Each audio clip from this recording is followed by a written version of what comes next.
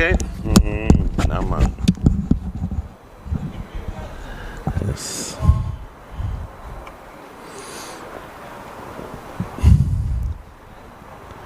Oh, yes, so.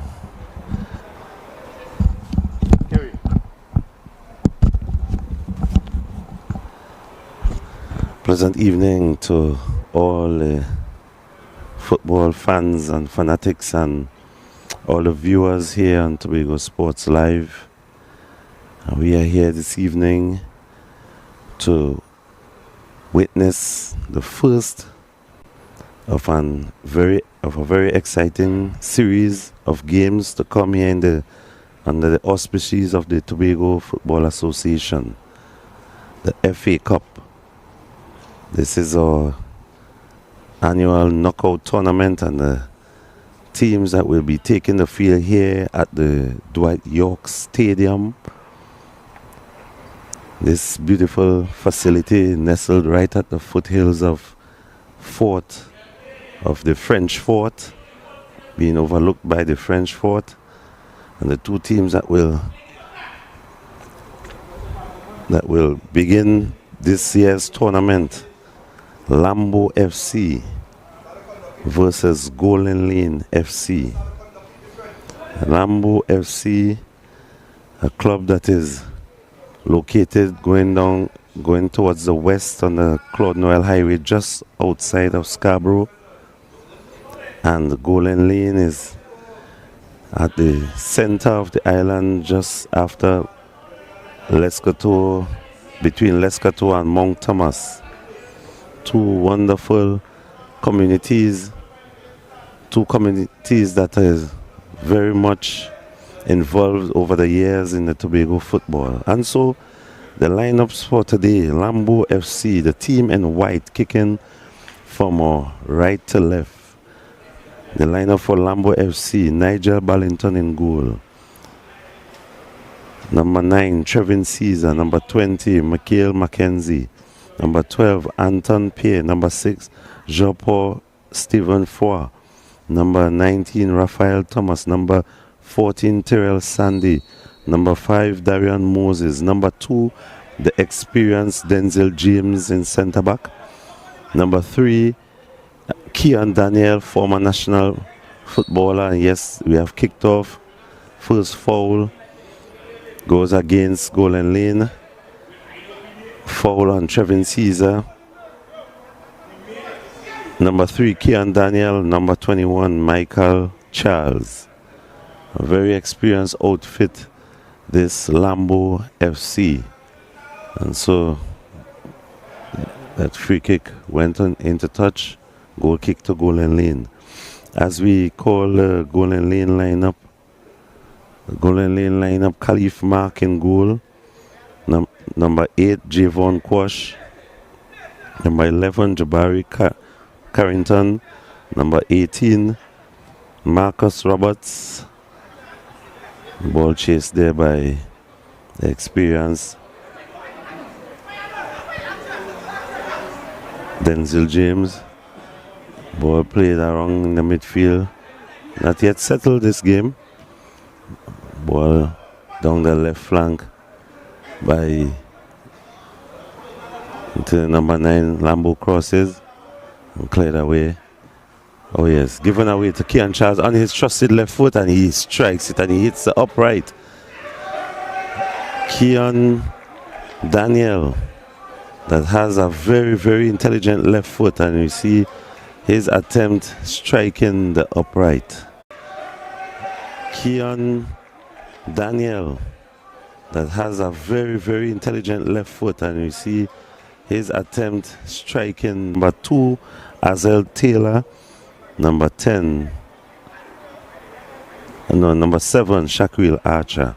This is the lineup for the Golden Lane team as they play the ball out of the back, losing it in the center of the field to passes to cleared away by Golden Lane and calmly played by Kian Daniel. Another foul committed there. Yes, as we are here We invite one and all to come down to the Dwight York Stadium and support your teams throughout this FA Cup series. Right from tonight right down to the final night. Knockout, you lose, you go home.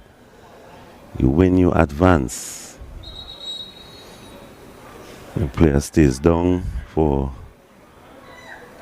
that's in number 14. Tyrell Sandy stays down.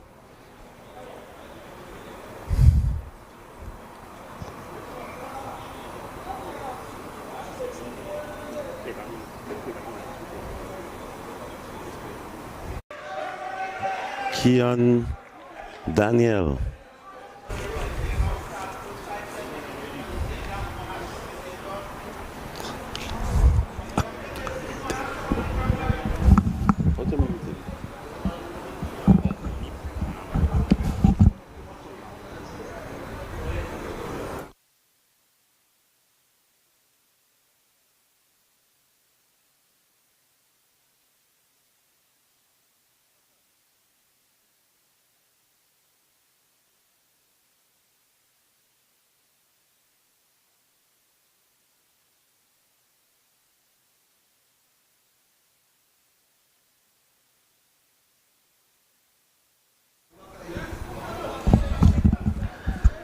Okay, we see Lambeau here sustaining the pressure. Number 21, Michael Charles, he loses out.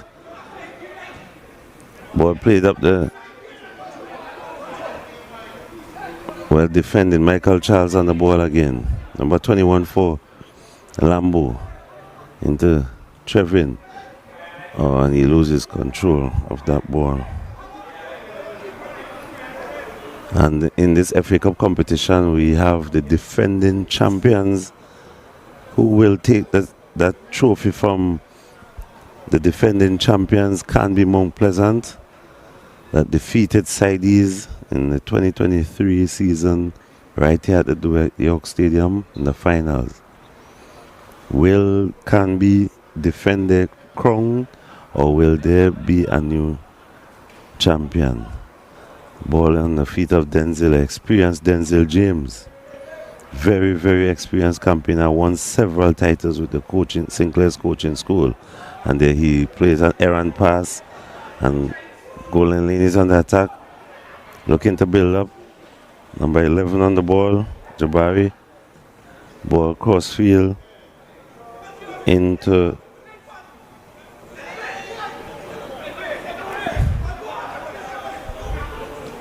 Thornhill on the ball.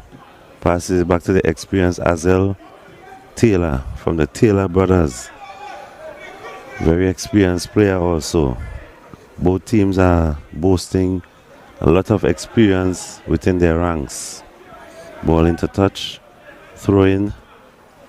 Not well controlled. Michael McKenzie is on the ball in the middle. Loses out. Marcus Roberts is on the ball. Cleared away by Jean-Paul. The player with the French name, Jean-Paul Froid, number 6 of Lambeau.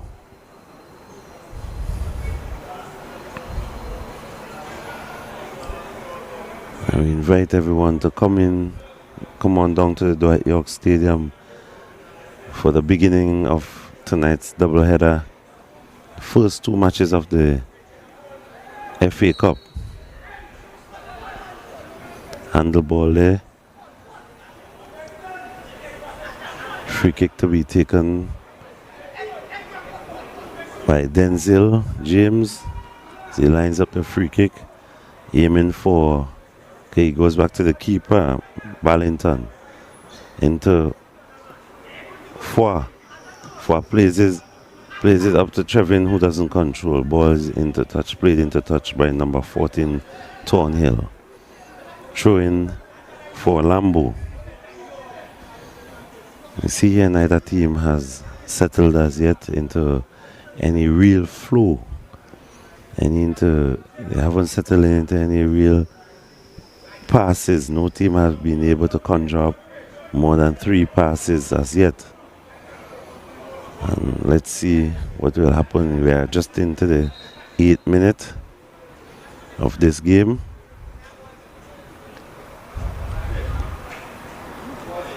Let's see, by the 10th minute we'll have some settling down. Only one shot by Lambeau hitting the upright by Kian Daniel, former national player, former player of the Philadelphia Union in the MLS. Bringing out the ball from the back, Ton Sandy, and he plays it into touch. Attempting to pass the ball to Thomas, his teammate Thomas. And this is a clear indicator of what I just said. No real flow in the match as yet.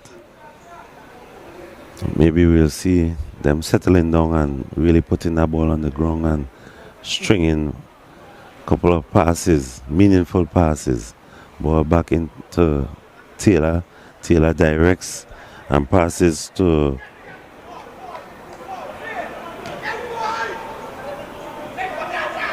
Archer.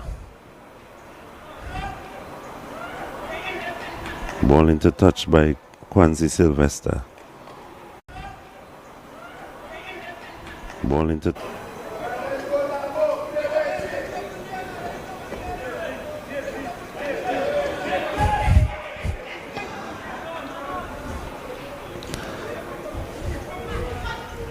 ball by Daniel. Daniel, oh, tries to play a beautiful pass to find his teammate out on the far end. Carrington on the ball. Carrington on the ball. Plays a beautiful through ball. The number 10. Let's see if he will square that ball. The first goal. First goal by Golden Lane. Wonderfully worked. Wonderfully worked.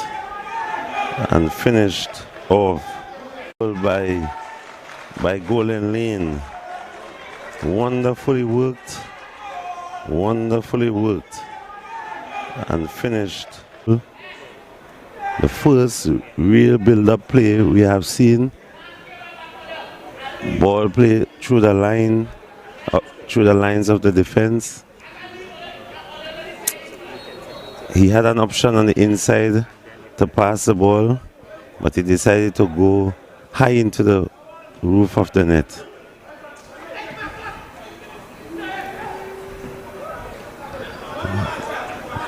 Lambeau, who created the first opportunity, have found themselves behind, but Lambeau has a lot of experience in their ranks, a lot of skill, a lot of ability within their ranks. So maybe this first goal was a wake-up call, and so we should see a lot more desire from both teams now to defend and even to Lambeau to bring themselves back into the game. Free kick to be taken by the number 3, Daniel. And he plays it directly into the hands of goalkeeper Mark. Mark, who from my estimation, as I know, is a part-time goalkeeper. Lofted shot, beautiful equalizer. Mark did not clear that ball properly. And he played it directly to number 20, the number 20 of Lambeau equalizer. Mark did not clear that ball properly. And he played it directly to number 2. Mackenzie still did well, still had to do well from 35 yards out to put that ball directly into the net. And so it's 1-1 now. It's 1-1. Goalkeeping error by Mark, as I was just saying. He's a part-time goalkeeper. He's a part-time ball to Archer in the midfield for Golden Lane. Taylor.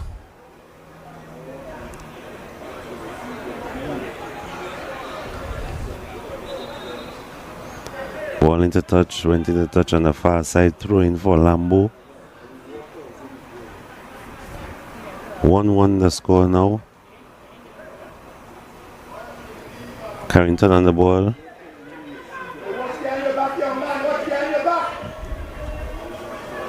into Archer. Archer turns. And he has been adjudicated as being fouled by the referee.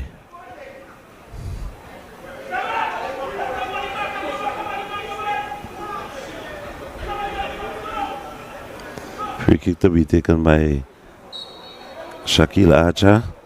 And he plays it across to Thornhill, who gives it away. And that ball to Trevin Caesar. Oh, and he tried to chip the goalkeeper. The goalkeeper was way out of his line. And he wasn't able to get beneath the ball enough. Very, very careless football. A beautiful ball, and he has been adjudicated as offside. He is offside. Yes, he made a diagonal, but he made a forward move a bit too early. Number 10 goal scorer, Jeremy Kwashi.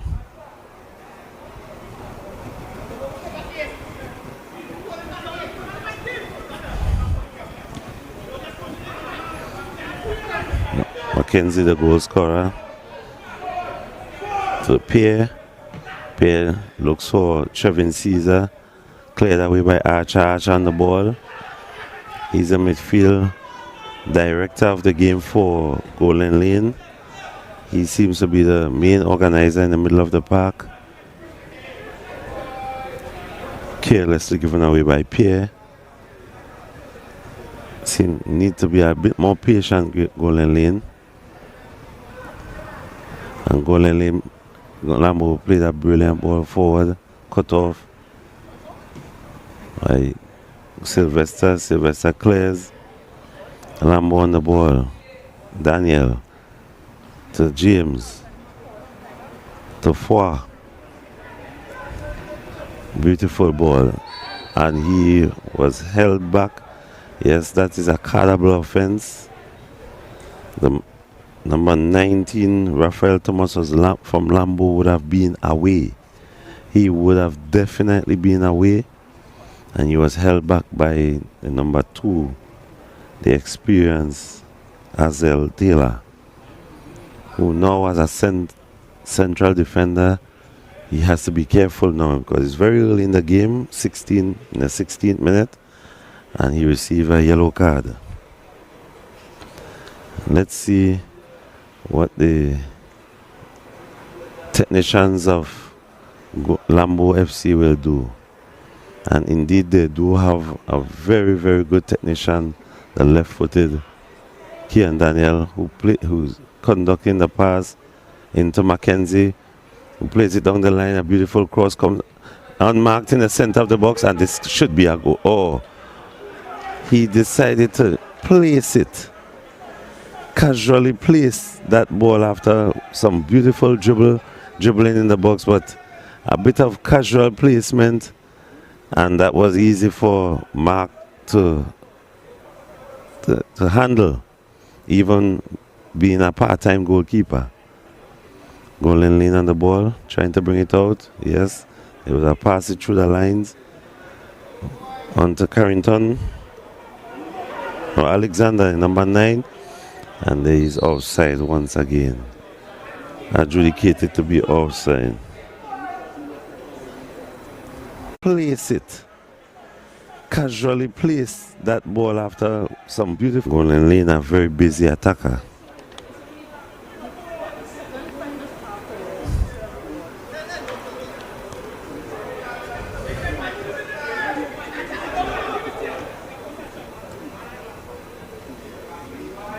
Daniel on the ball.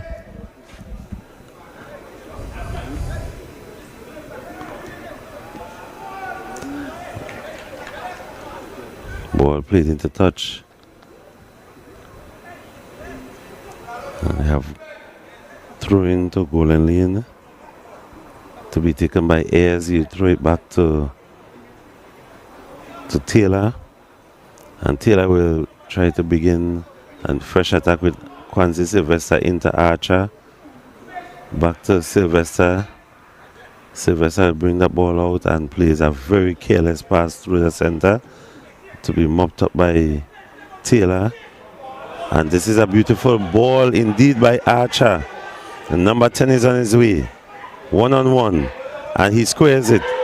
Well defended by Lambeau. Well defended by James. Well read by James. He read that very well. Quashi and Caesar is on the ball. Well defended by Kwanzi Sylvester, who plays a beautiful ball to Quash.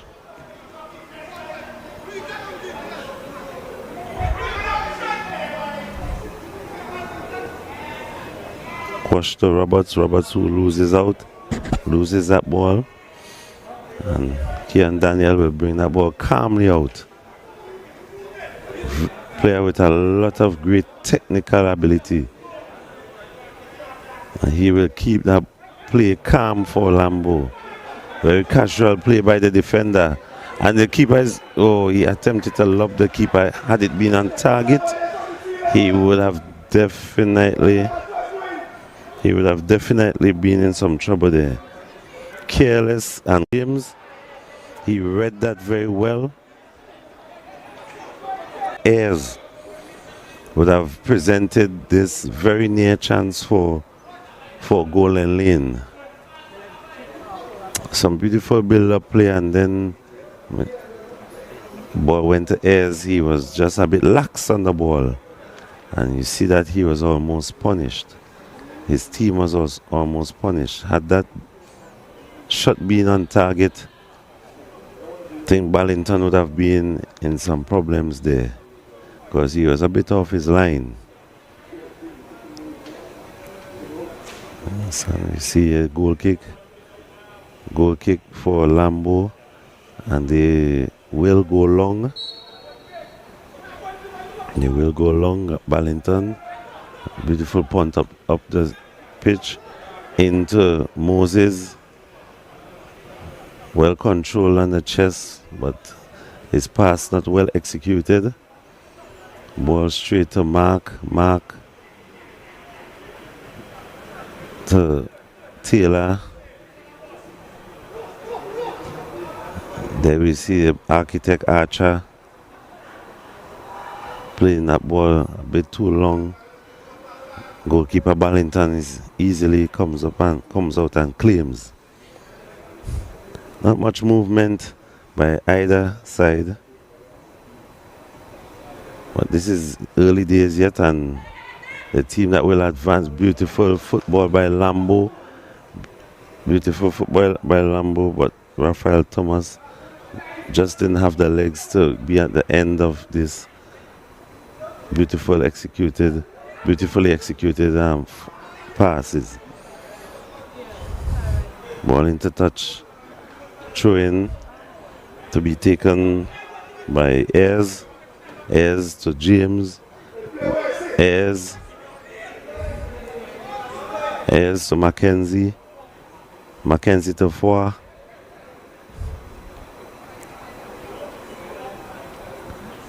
On the ball to Daniel.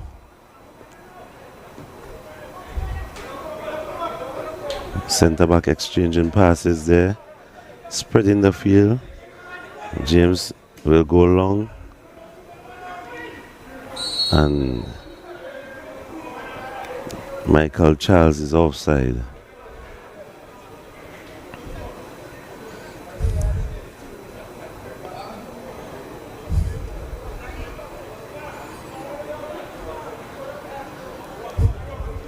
Game will be restarted by Sylvester. And Sylvester will play to his fellow centre back, Azel, who drives the ball out and play it wide to Thornhill.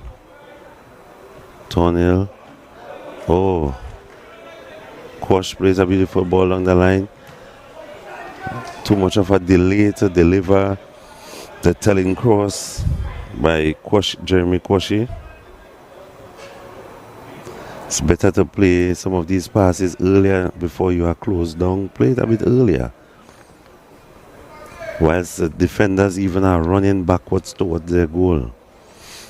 Can create the possibility of own goals, etc. Corner to be taken down the right side of goal line lane, a left-footed in-swinging corner. Well cleared. Sylvester on the ball to Kwashi. Kwashi to Kwash. Offside. Yes, he was a bit slow coming out, Alexander.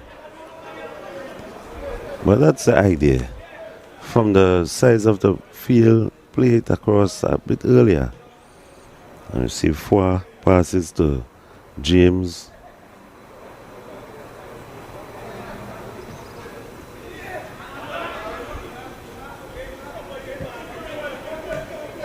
Caesar loses again, loses at number 12, loses again. Goal line lane.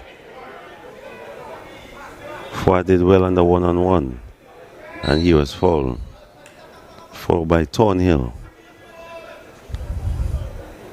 Defended very well by Fua in that one-on-one situation. Having lost the ball again, Pierre.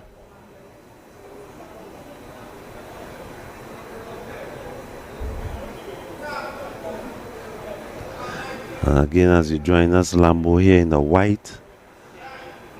All white. Golden Lane in the blue top, black shorts.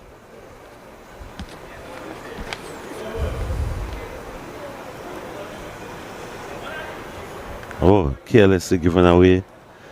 And Golden Lane. Oh, Golden Lane. That was an opportunity missed by Marcus Roberts.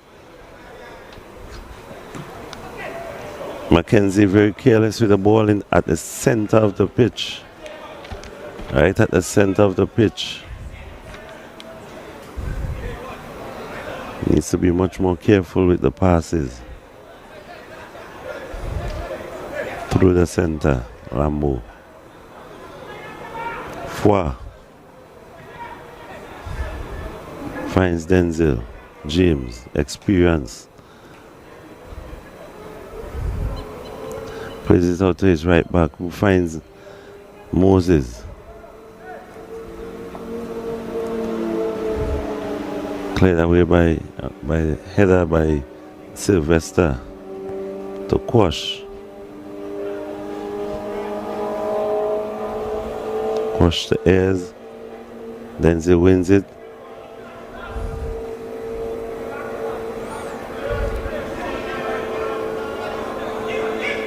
The Lambeau outfit is being a bit sloppy in the center of the park.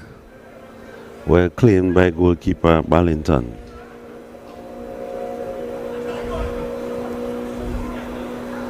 Archer gives it away.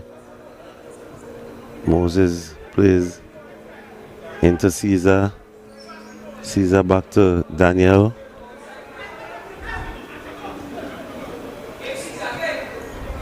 Nice build-up play thus far by Lambeau. Michael Charles taking on his wing-back crosses. To no one in particular.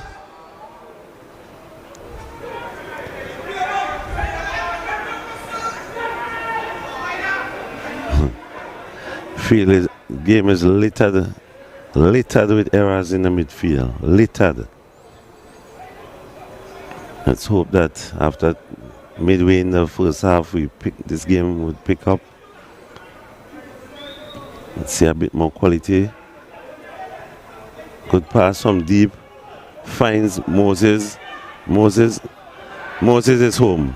Oh, and he hit that shot directly at goalkeeper Mark. Goalkeeper Mark was at his mercy. But the shot was struck directly to goalkeeper Mark, who we must say positioned himself well. And so we have the second corner of the match. This is the first corner by Golden Lane.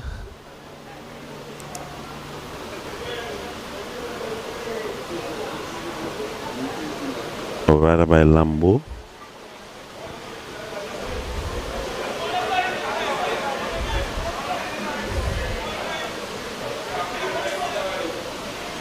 First corner by Lambeau. Let's see what they have to offer in the set piece.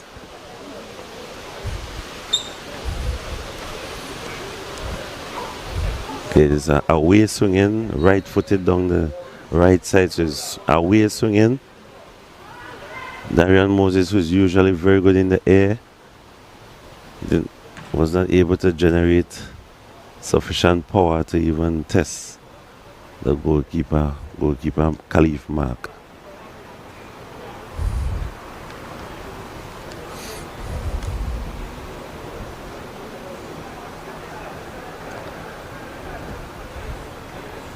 Back throw taken and thrown directly to the centre back. James to Foy. Foy plays that ball into Michael Charles. Charles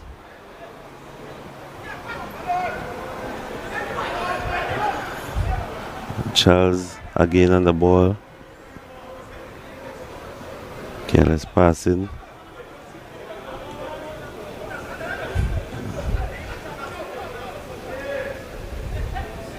I think Lambeau needs to find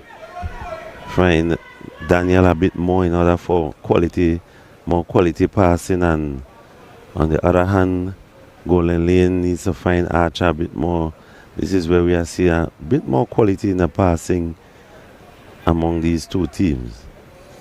Okay, we have a foot race down the right side of the field, and Daniel again showing all his experience to just bring that to naught.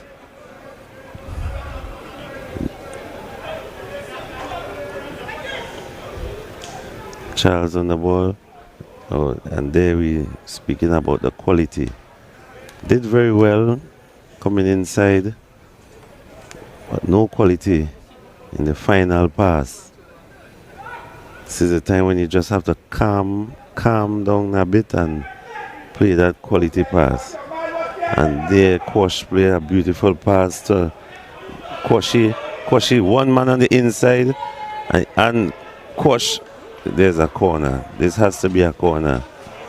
Quash coming in late on top of the box and was not able to put away the rebound. But just at these moments when the finally executed pass should have some quality on it, we are just having a bit of a downtime in that regard from both teams.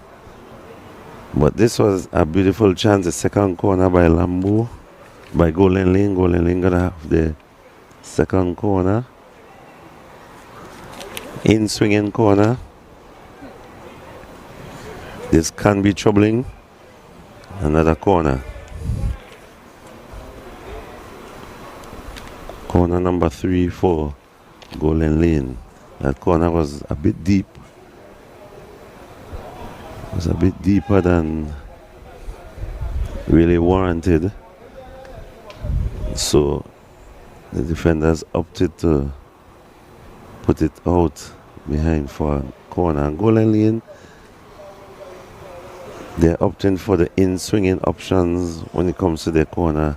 Koshi will take it on his near side. There again, and well cleaned by goalkeeper Ballington. It's too close to Ballington. Very agile and athletic goalkeeper.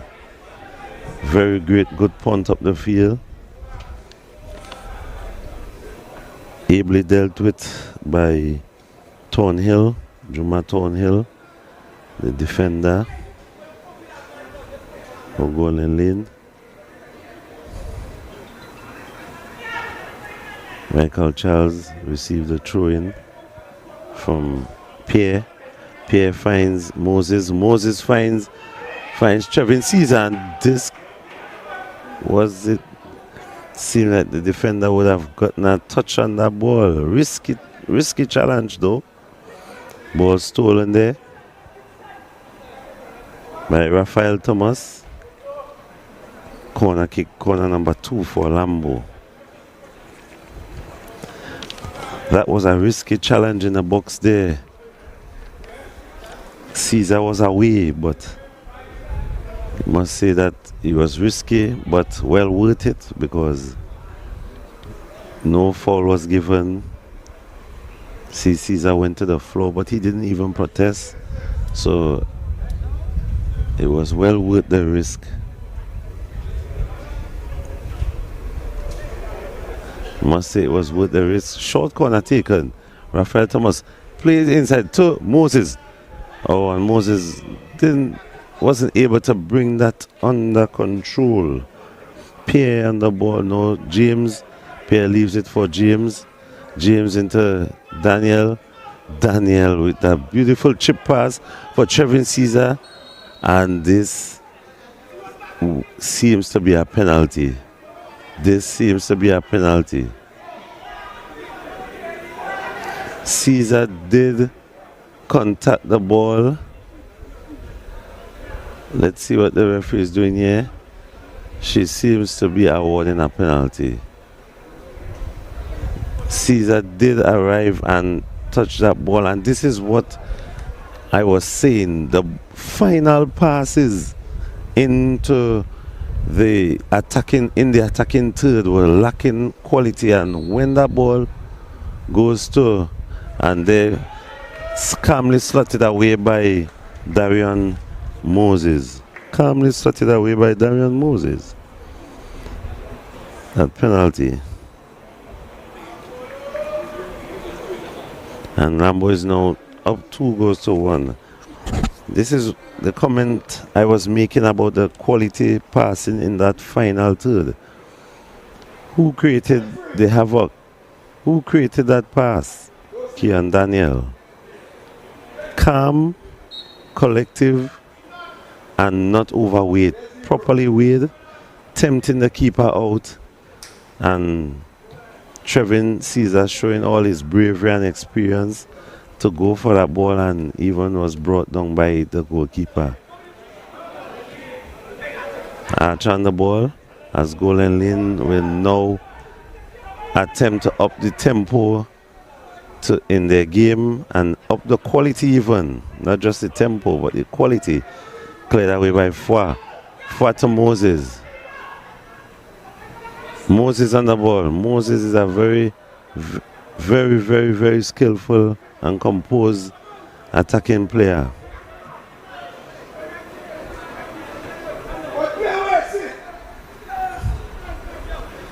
To Trevin Caesar, number 12, whose game has improved offside.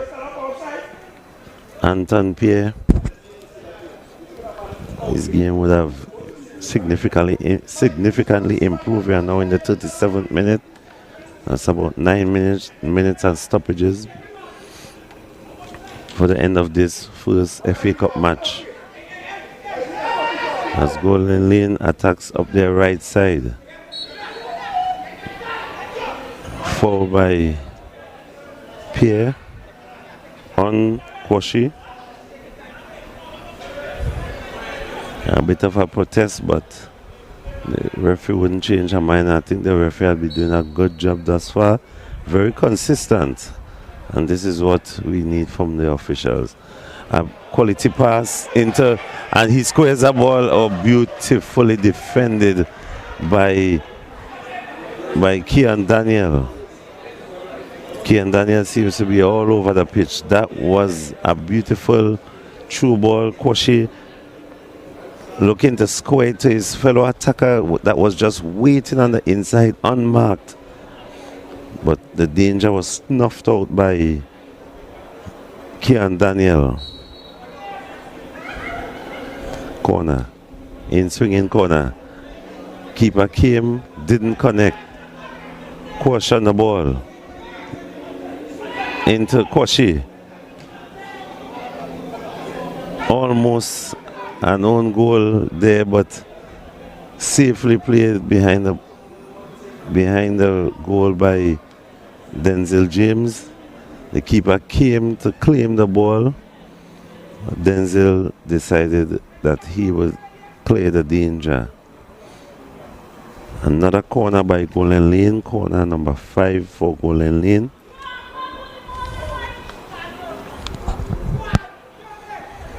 Short corner, short corner.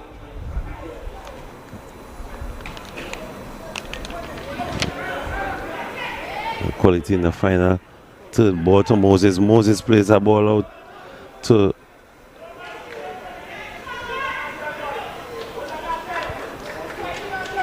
Thomas. Thomas is fighting there on his right wing. Plays the ball back to his teammate Sandy. Sandy plays a crossfield pass to Trevin Caesar, who is in the midfield now, to Michael, taking on, and Michael is in time, and there, goal number 3. Goal number 3 by Moses. Beautifully set up by Michael Charles. Taking on that defender on the one-on-one. Showing a beautiful change of pace. Showing a beautiful change of pace and just squaring that ball backward for the striker, Darian Moses, to calmly, a lot of measured composure to just place that ball into the back of the net. The score is now 3-1 in favor of Lambeau. But we still have another half to play. 5 minutes plus in this half, and then another half. We never could tell what can happen. It's never over till it's over. But we surely know what Golden Lane has to do as they go into the dressing room, and they have won yet another corner. 6 corners. But they have not been able to capitalize on any of these set play. Any of these set plays they have not been able to capitalize. It seems as though they are just going through the motions when it comes to these set plays. There they only have 3 players in the box versus 6 versus 7 for a 4th player now entering. It would seem as though they do not urgently want to score. It's the first half, there is time in the game, and you are 2 goals down, and you are only sending 4 players, 3 players, and then 1 more player up 4 corners, as the number 14 Thornhill tries a shot that would require taller goal posts. But Golden Lane surely have their work cut out. Throughout the second half, they will have to take more risks when it comes to the set pieces. 6 corners they would have had in this half alone. Lambeau just 3, and they decidedly are not taking any risk at all. Sending 3 players up for a corner at the end of the first half with 5 minutes to go, and you're 2 goals down.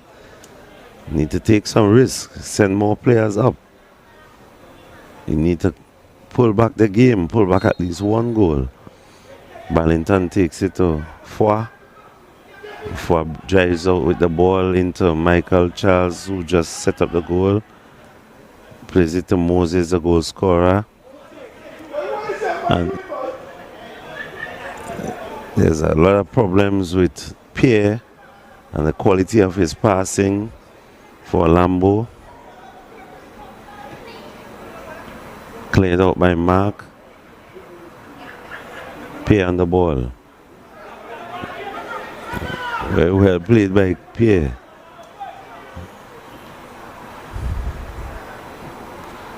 Into Daniel. Very technically gifted player. Conducting the play for Lambeau there. Errant pass. Golden Lane will restart and reset. Golden Lane would have been able to produce some beautiful plays down, particularly down this right hand side. There he goes again. Let's see what he will do now. Let's see if he can put it. And that's a dangerous tackle. That is a very dangerous tackle. A risky tackle. Not called by the referee. Sylvester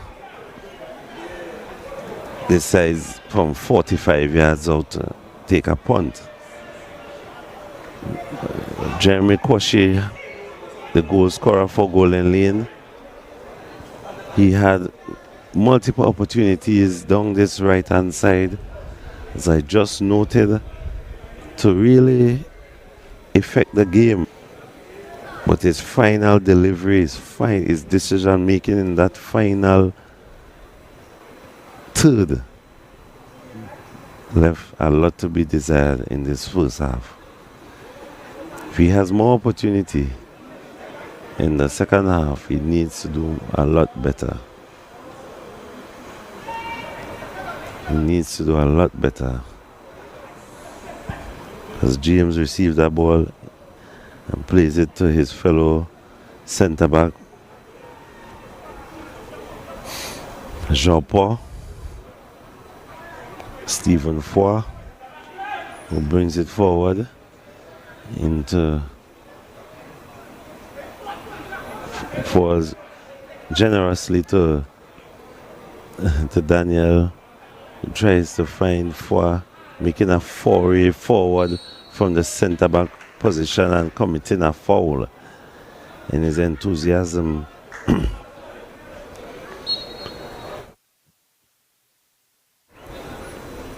having found himself in the attacking third. Oh yes.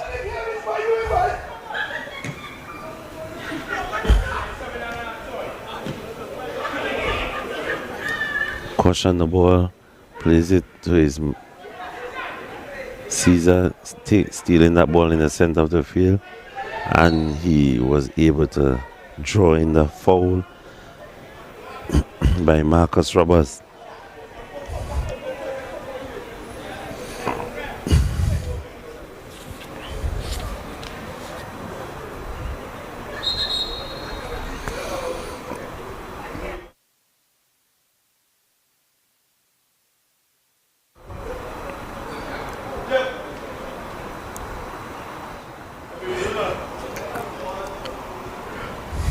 A bit of a stoppage there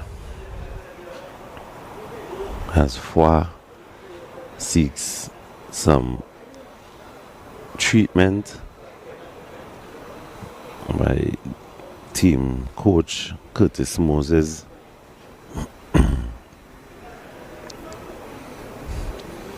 Who will be pleased that his team is now 3-1 up, but it still does not warrant any reason to be overly relaxed. They need to continue playing. They need to put the game to bed, put the game to rest, because one goal can change everything. As the centre back Foy is making his way up the field, as James will give it a long punt forward, and we have come to the end of the first half of the first FA Cup match. Lambeau in white 3, Golden Lane in blue 1. And we are seeing that Golden Lane is at risk of being the first team to go home. Well, they will just have to go back to the drawing board and reevaluate and reconcentrate themselves on the league and their league position. Lambeau will be very pleased that they can go in relaxed, leading 3-1 at halftime here at the Dwight York Stadium, the stadium named after our national hero, Youth World Cup captain, FIFA World Cup captain, Manchester United, Aston Villa, Birmingham City, Sydney FC player,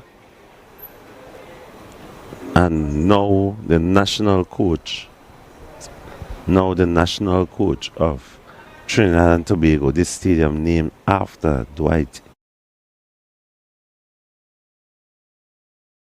Blue Heron, Heritage Sports, Sports Fanatics, Tobago Update Live, Prodigy Sports, Skewers Middle Eastern Grill, Denise Wright of Massive Motors Tobago.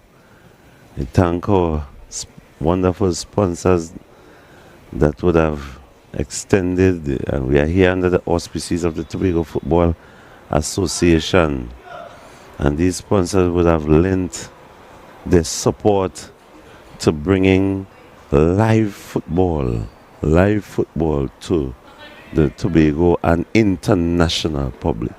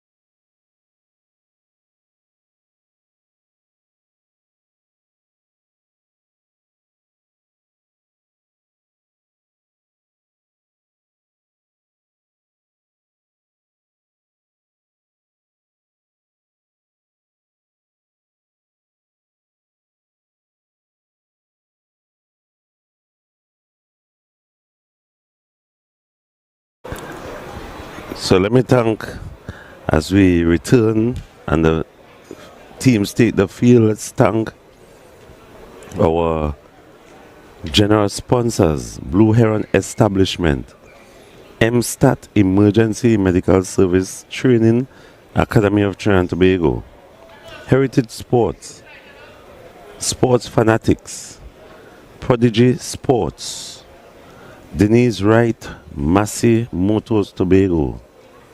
Go to her for your new vehicles. Skewers Middle Eastern Grill, and of course Tobago Updates Television. And we thank these generous sponsors, as the teams, they would have went inside, done the halftime talks, they discussed the tactics for the next 45 minutes, whether Lambeau will be conservative and just begin thinking about the next fixture, or they will go and try to solidify their lead. And Golden Lane, what tactics what they would change? Would they be more risk, take more risk in attack and be more disciplined in defense as they try to close the gap, the 2-goal gap, and then probably take the lead? How will Golden Lane approach this half, as the referees are there and ready, checked and ready, and Golden Lane will kick off this half? Going from Golden Lane from right to left, touched off by the number 9, Kilon Alexander. And let's see what Golden Lane, Carrington on the ball down this left side. And that ball will be seen out by Foy. He was fouled by Carrington. Over exuberance to win that ball. And Foy will take his time, not in any particular hurry. Yet just in the second minute of this half, cross-field ball by Foy, calmly played by Moses. Caesar, beautiful turn in the middle to Charles. A beautiful through ball to the attacker of Lambeau, number 7.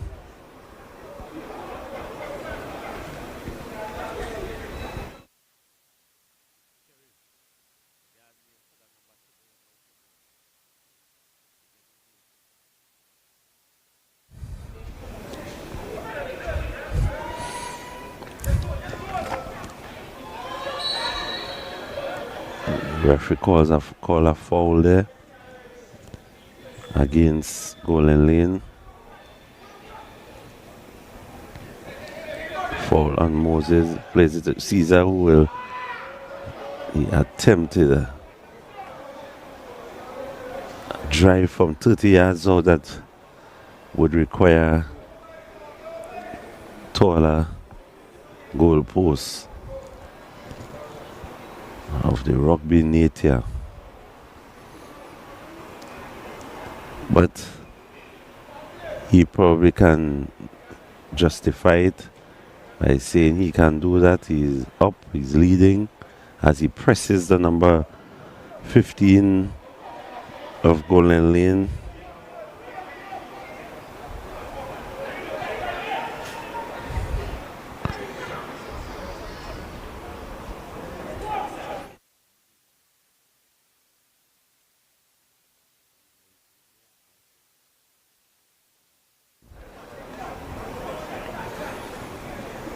Tyrese Taylor and at number 15.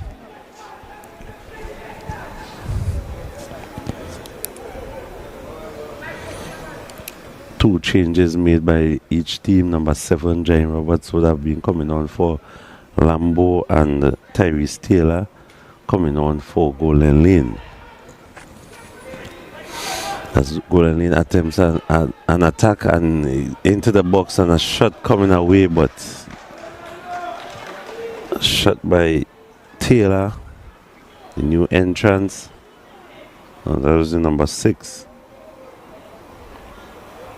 Koshi. But he got below that ball too much. As Ballington will take a long punt upfield. There he goes. Straight in the middle of the park. Taken up beautifully by Moses. Controlled beautifully on his chest at the overlapping run being made by. And the ball finally goes to Caesar. He thinks he's offside, but he's on.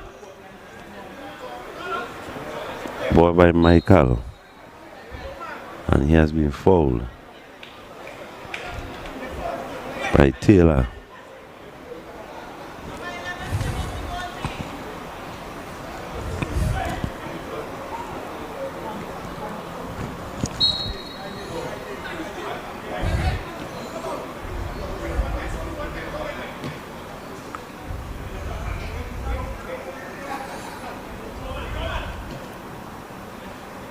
Ball from the centre back, James, to James Roberts,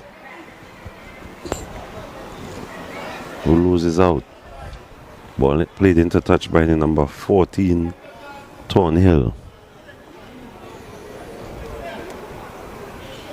Golden Lane urgently needs to pull one back as early as possible to give themselves more time to bring themselves into the game.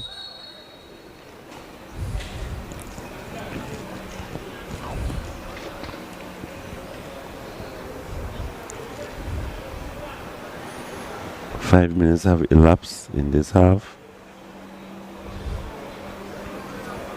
as the referee orders Stephen Foy to rectify something on the sidelines.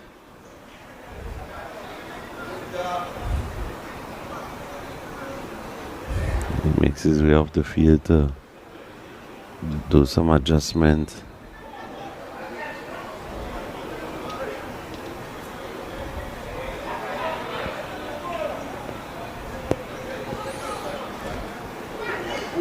Oh, and he curled that.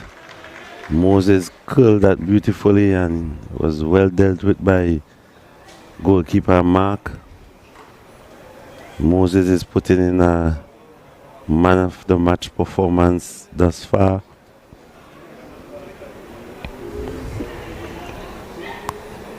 Beautiful technical ability.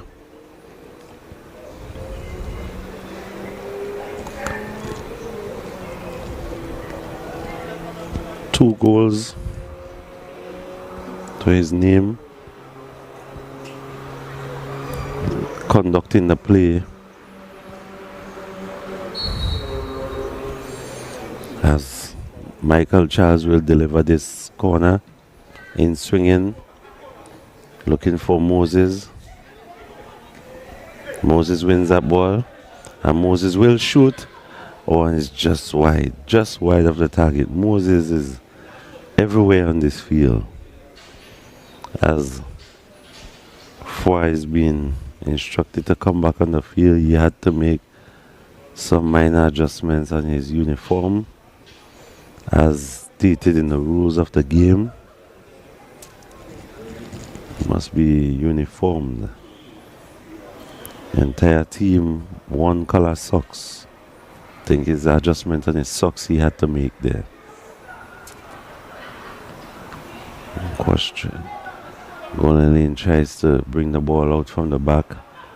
They are being thwarted in that exercise, and Daniel twisting and turning in the center of the field, conducting this game.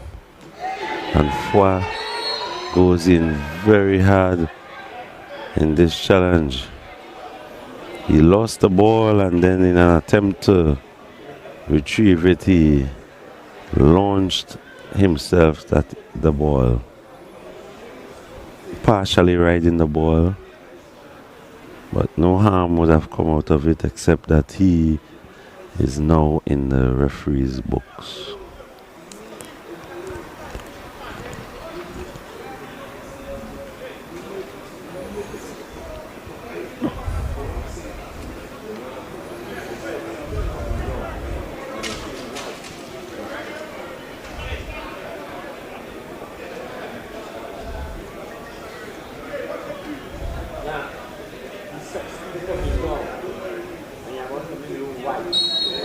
And the again has to leave the field, having some issues with his uniformity. Cleared by James, and further cleared by Moses. And Kian Skilachi Daniel lost the ball. Back to Michael, to Kian Daniel, who plays it to Darian Moses. Is all over the field, and he changed his pace. And he cleared, back to Charles. Charles was not able to get a proper shot off into Quash. Quash loses out in the center of the park. As Golden Lane attempts to bring the ball out.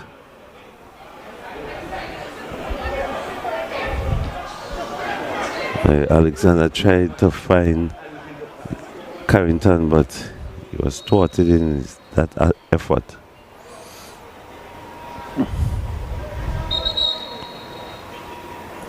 See Michael Charles, number 21 of Lambeau, he's down.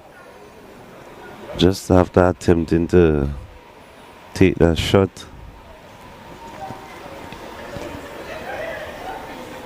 He have done himself a bit of some harm.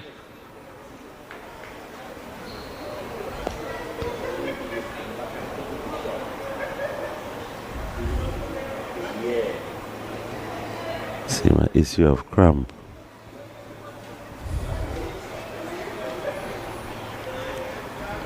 He's being treated by coach / physio Curtis Moses. This Lambeau team is a very tight knitted, family structured team. In that tightly knitted community of Lambeau. A lot of football pedigree and football history out of this community of Lambeau.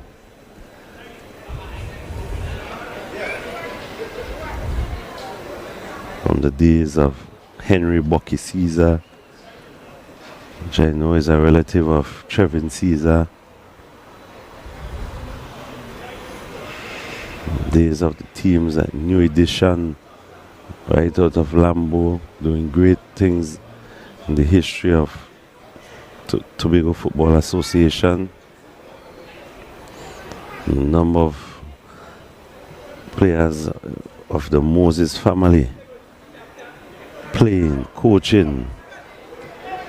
That includes even Kian Daniel, Curtis Moses, Darian Moses, Michael Charles.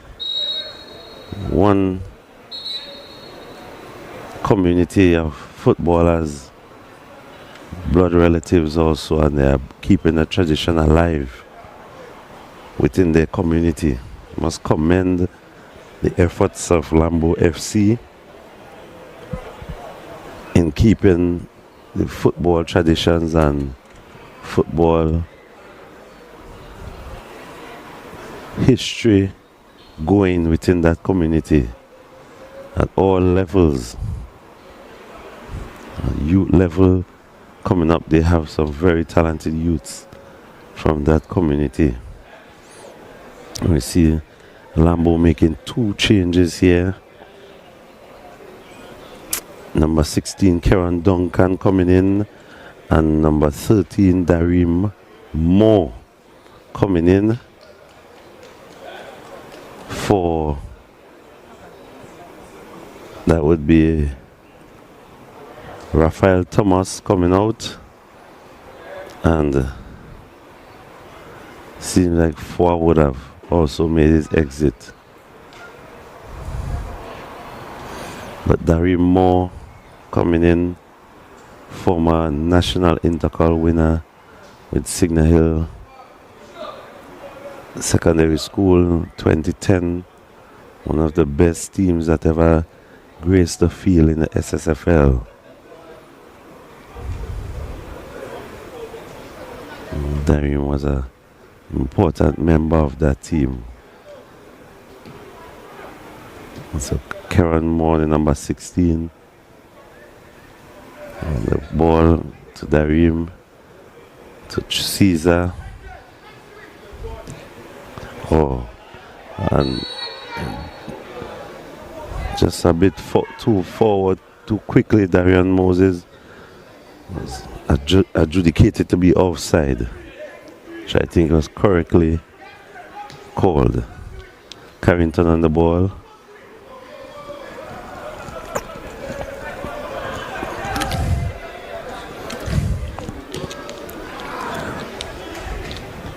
Golden Lane needs to do something quickly, but not that. As Darim is on the ball, he has a good left foot shot, but it was just wide.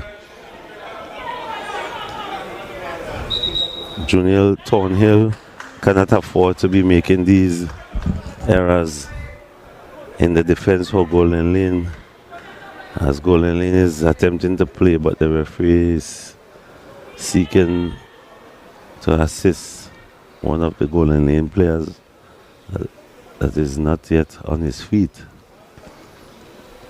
Stay down for a bit.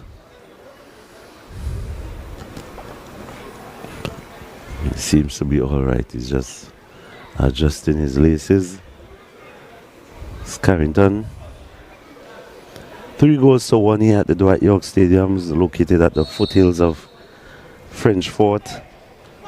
Beautiful fort overlooking Scarborough, as Golden Lane is attempting to save themselves and to continue their journey in this year's FA Cup. So errant passing will not help them, as Lambeau seems to take a stronger hold on this game.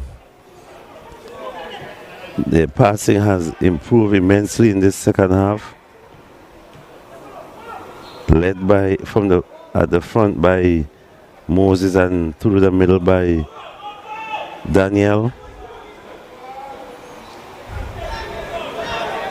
As Carrington attempts a free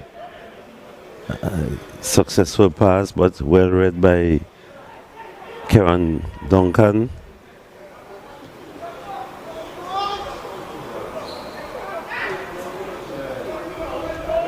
Any attempt to go forward by Golden Lane is met with aggressive defending.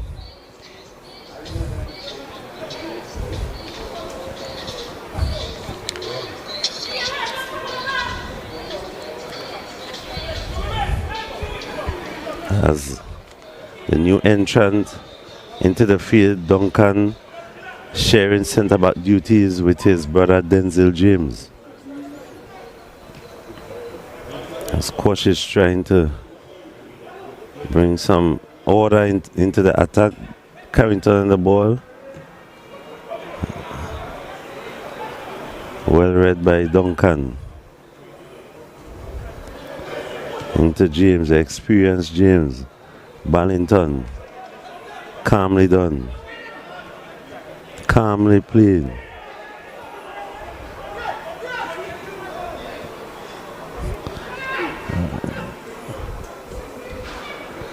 Caesar would have miscontrolled that ball, and now we see Golden Lane with the first corner of the half. Can they improve with their delivery with their set pieces? They had 6 in the first half. Okay. Attempted acrobatics there by Quashy. Maybe he would have been served better to just allow his fellow attacker that was actually coming on, facing the goal. A bit more communication would have been required for him to actually leave that up to him, his fellow attacker that was facing the goal, to execute a volley there.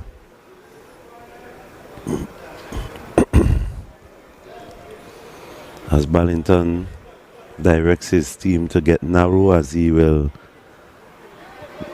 go the long route. So he's encouraging his team to go upfield and be a bit more narrow. He plays it into touch. Thornhill has the opportunity to take a throw. Golden Lane has not actually settled into this game from the first half even to this present minute. Lambeau have settled. Even in the second half, they would have been playing. Another beautiful ball there by the already, from my books, declared man of the match, Darian Moses. Thornhill a bit too aggressive in the challenge on Darim. Darim is a very tricky customer from my recollection. Very fast, rapid down the wing. Let's go as Lambeau will execute this set piece. Clear the way into the back of over the goal line for a corner by Jabari Carrington. Even as we see Georgia FC warming up, they will be playing the second game of this doubleheader versus Goodwood FC.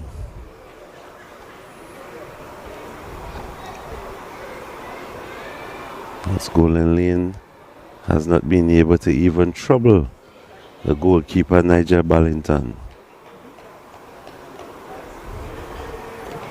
In swinging corner deep.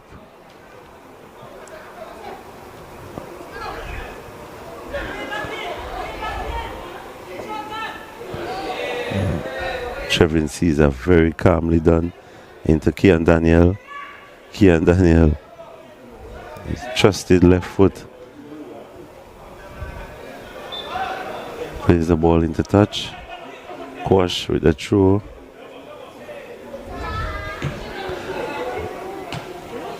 And that ball, unless it's saved by Mark, will go for a corner as he brings it into the box. Save the day. There is careless play once again by Golden Lane. Golden Lane needs to improve rapidly if they ought to have any chance of coming back into this game.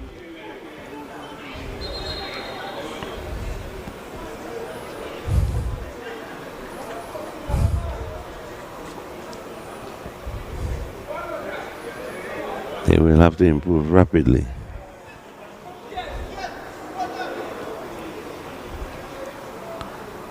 As you see, Golden Lane making another change. The number 3 KL Seeley coming into the game.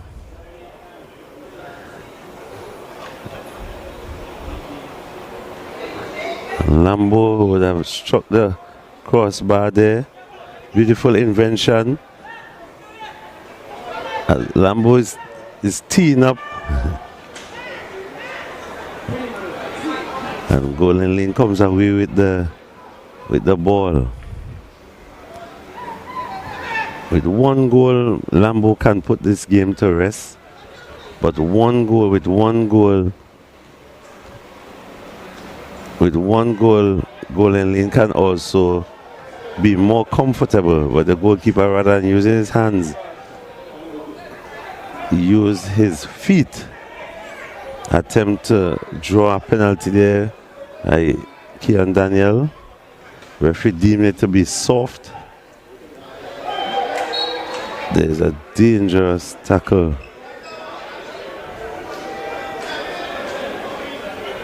by Michael Charles on Kwanzi Sylvester. Kwanzi attempting what we describe as a roly-poly. And he gets up and punts that ball upfield to his right. And the ball is played into touch by defender Pierre. Golden Lane having a throw-in deep into the half, the defensive third of Lambeau. And Golden Lane needs to get one back now as quickly as possible in order to raise any hope and motivation. Another corner, they would have won a second corner of the half.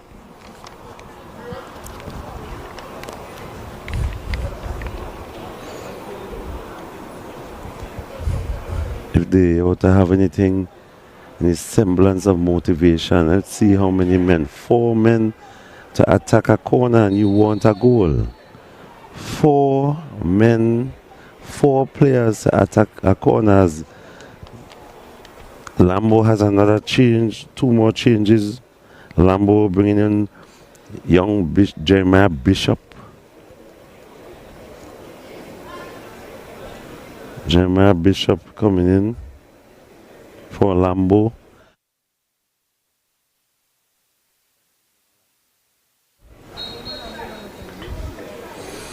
Yes. And there, not for the first time, goalkeeper Ballington coming out and swatting and missing. But how will Golden Lane capitalize if they are just sending 4 attackers into the box? And Lambeau very careless with 4 attackers being sent into the box. We are seeing the goalkeeper swatting and missing. What chance you really giving yourself with 4 attackers in the box? They need to send at least 2 more attackers in the box to attack the corners, else it would not make any sense. A long, hopeful punt upfield. It is not the first time in the game we see goalkeeper Ballington coming for the crosses and swatting and missing. But with 3 and 4 attackers in the box for corners, no way in this world will Golden Lane even be hopeful of capitalizing on any errors being made. As Kwanzi goes for the ball but slows up and Moses takes it away from off his foot, although Sylvester was there ahead of him. And beautiful pass by Charles into the box as Daniel loses out there in the box. He should have done better. Ball being brought away by Carrington. 2 men free on the far side for Golden Lane. Let's see what Koshi will do. Many opportunities he had in the first half to do something with the ball. Going across the top of the box.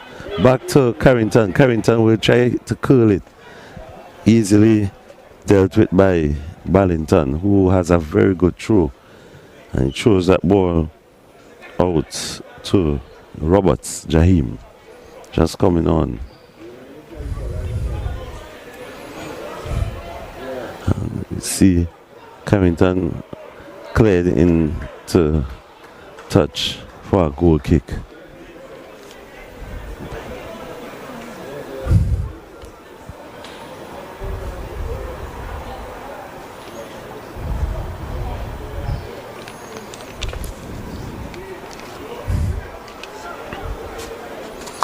There, Golden Lane with another goal kick. With another corner, I'm sorry. Let's see how many people to attack this corner. 3 players in the box. 4 players in the box. Not sufficient players in the box. I'm very sorry, Golden Lane. but you need to get your tactics a bit more. You need some more numbers. You need to take some more risk with the corner. It's an attacking set piece. It is an attacking set piece. I don't know if anyone can relay this message to the technical staff of Golden Lane. They are only sending 3 and 4 players into the box for the attacking corners, which absolutely doesn't make any sense. And this is offside. Golden Lane.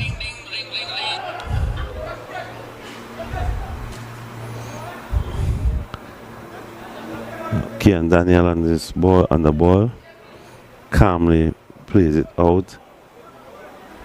More to Daniel, to Moses, to Duncan, Moses, more. Oh, didn't read the run of Daniel.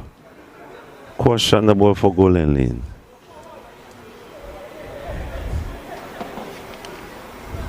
Quash plays it to Tyrese Taylor, and Tyrese Taylor plays a heavy and errant pass. Just continuing the trajectory of what was taking place in that first half with poor final third passing. And then a few attacks they will have going forward, and the winning of the corners, they are just sending 3 or 4 attackers into the box. No pressure they are putting on the Lambeau defense, or even an attempt to say, well, let's put some pressure on them so that we can score, or give ourselves a chance to score from the set piece.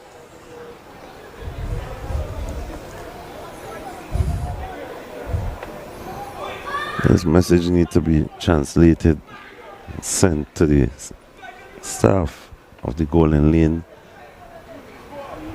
FC technical staff. There's no way they will be able to score with just 3 attackers, or 2 attackers, or 4 attackers for the most for the corners. As Clifford Kerr, it seems that Clifford Kerr is getting ready to enter the fray.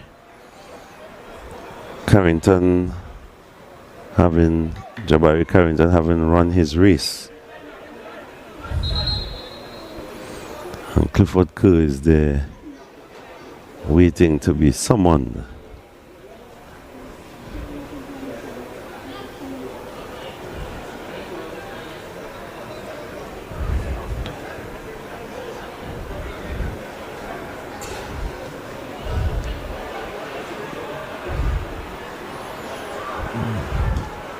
James punt forward for Kwanzi Sylvester, who rather than clearing the ball attempted to control the ball and just control it for the Lambeau player,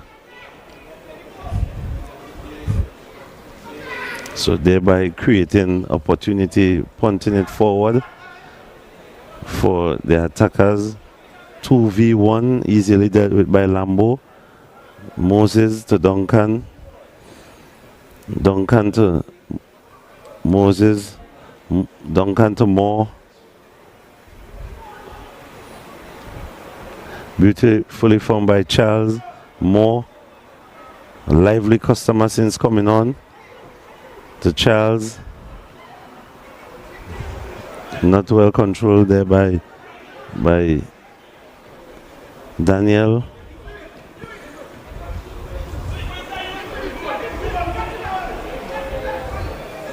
Jaheim being fouled.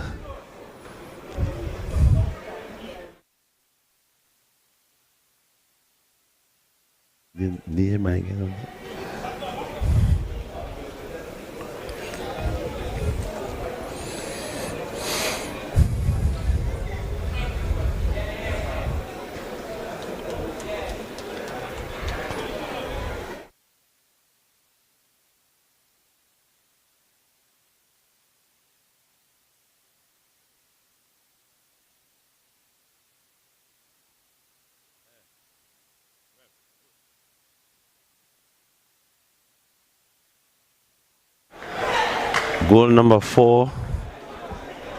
Goal number 4. Scored by the trusty left foot. The trusted left foot of Daniel.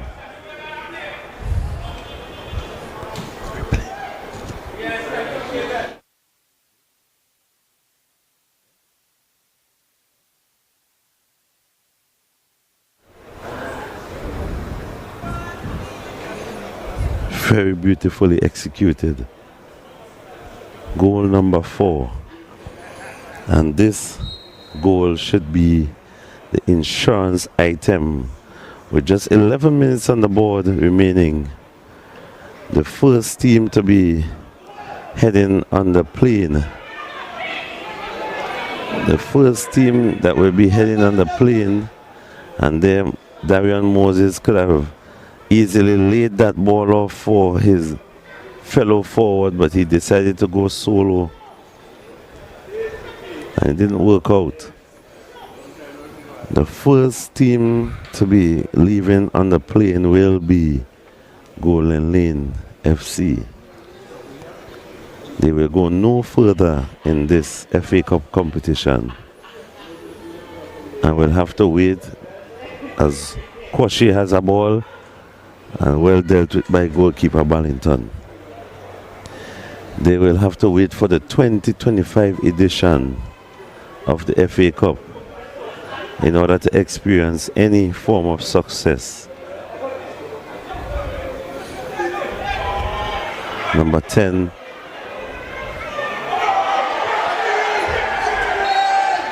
Number 10 of Lambeau on a very illustrious run down the right flank. Did well and he drew the corner. Drew the foul. I'm sorry. I don't think Lambeau even came out of second gear in this game. No need to come out of second gear.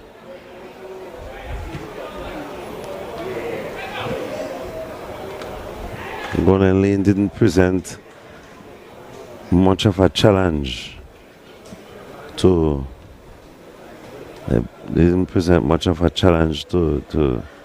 this Lambeau outfit. Back to the drawing board for the Golden Lane FC staff and team. I wish them the best for the rest of the season. A beautiful play down their right side. Let's see what can come out of it. Well defended by Caesar. Skur failed to control a ball.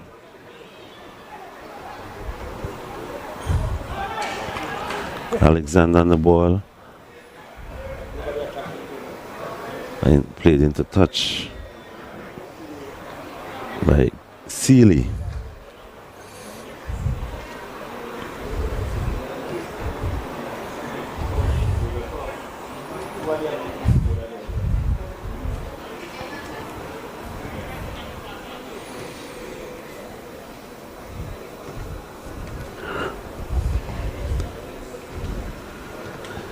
Even as the two teams, Goodwood FC and Mount St. George, are warming up, getting ready to play in the second doubleheader of this game, of tonight's fixtures.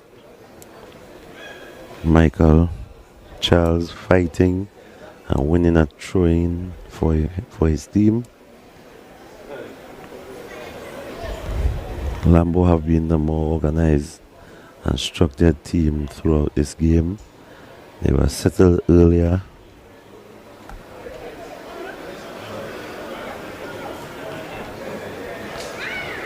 Kwanzi Sylvester take. You see Lambeau again playing an impulsive run by number 10. Attempting to dribble Sylvester there. Very calmly done by goalkeeper Mark to Kerr.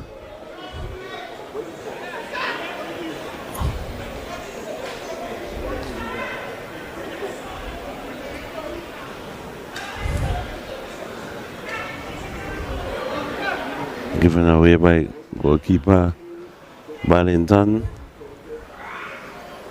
Similar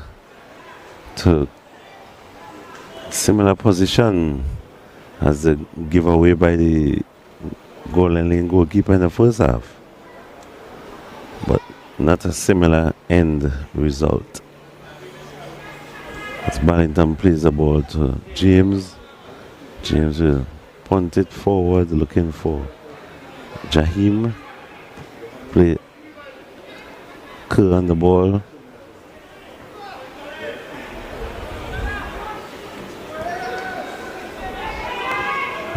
Oh, and he's offside. He's offside. Maybe Jerome Koshi would have been better advised to take it on for himself. Always run the risk of passing there, and his teammate will be in an offside position. As Golden Lane attempts to go down the individualistic pathway now.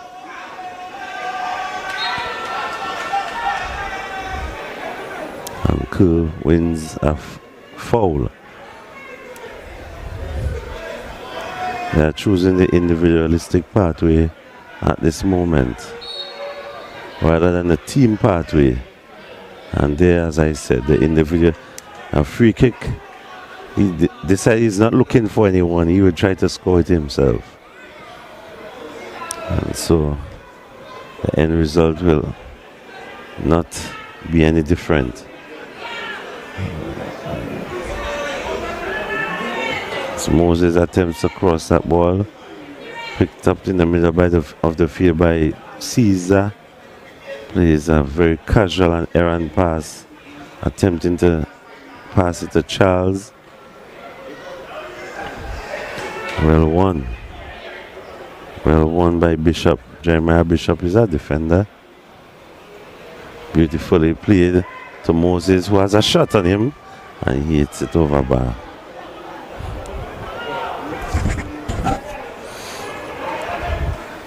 As we see the crowd swelling, the patrons are streaming in.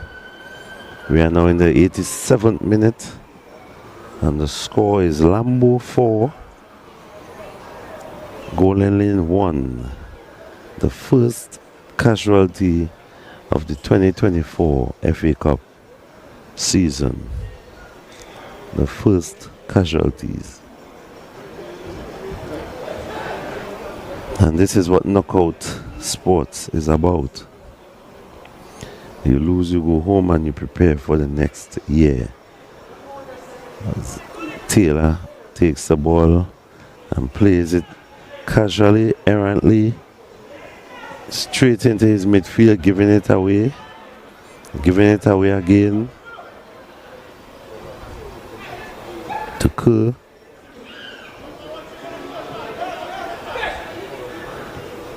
To Kwashi. The individualistic pathway.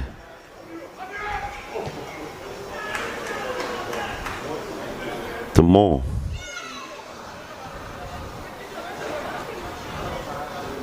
Lambeau has definitely played more as a team, and it is depicted in the end result. And that's just how the fairness and the justice of sport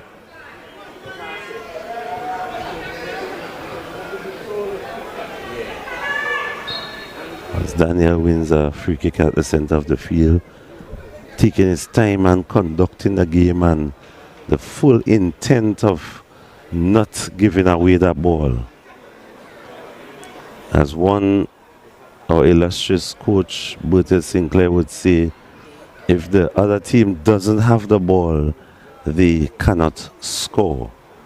And this is what I'm seeing Daniel and others displaying. Darim on the ball as he attempted a shot on the first post.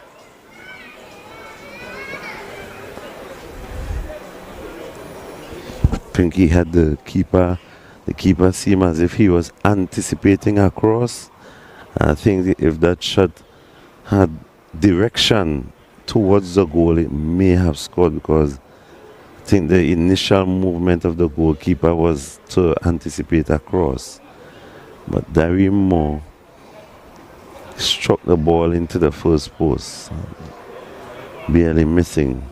Taylor attempts to drive his team out forward. Kerr on the ball, 2 men free, and Kerr plays a beautiful pass. Let's see if a second goal can be scored here. And a second goal could not have been scored by Kwashi, who scored the first goal.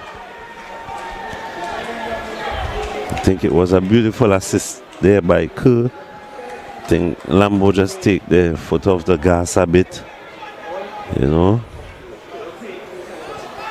And there we see another corner by Golden Lane. Errant again, and just 2 players was in the box. Once again, 2 players in the box, no intent. Another corner by Golden Lane. This is the 5th corner, the 11th corner in so far in the entire game, and Lambeau only 4. 2 players in the box once again, 2 Golden Lane player in the box. How can you score if you only have 2 attackers in the box? I mean, it's a bit funny. It's laughable, to say the least. With the highest form of respect, it is laughable as Lambeau comes away with Duncan. Duncan here playing the ball back to beautiful pass, patient build up. Yes. And the ball blasts over bar by Jaheim Roberts. Jaheim Roberts blasting the ball over bar. But with the highest form of respect, I have to say it's not good enough. You want to score a goal in the last minute of play in added on time. You have a corner. Take the risk. Your team has 2 attackers in the box. And for the entire game, for the most, it had been 4 attackers in the box. That's not good enough. So tactically, Golden Lane has been very, very flawed in this game. Very, very flawed, to say the least. With utmost respect for the organization.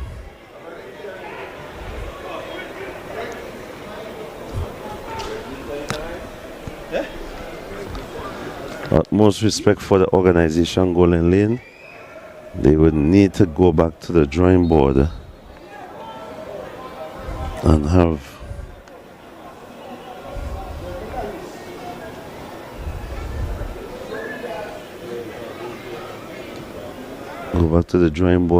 their tactics corrected. Even as a referee brings this first game, the curtains of the first game down, I want to congratulate Lambeau FC for their 4-1 victory. Goals by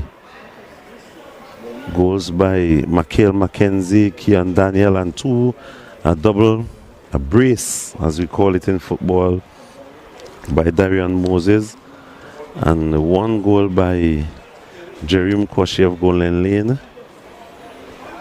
Golden Lane would have had 11 corners in this match to Lambeau 4. So it means that they would have had some forays forward. But Lambeau have been the more organized and settled of the 2 teams, playing as a team actually. rather than the individualistic pathway that Golden Lane resorted to.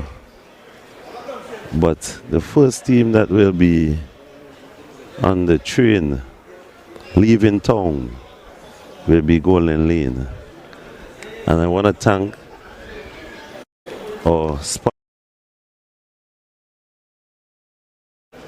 MSTAT, Heritage Sport, Sport Fanatics, Prodigy Sports, Denise Wright, Denise Wright of Massive Motorsports, Q's Middle Eastern Grill, Tobago Updates Television.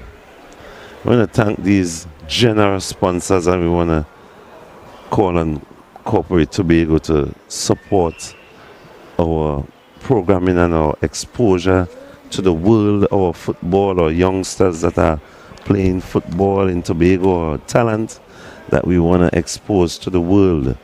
Even as we settle and we wait for the entrance onto the field of the second match of tonight's doubleheader, Goodwood FC versus Georgia FC. Stay tuned. Tune in very shortly as we prepare for these two teams to appear. Thank you.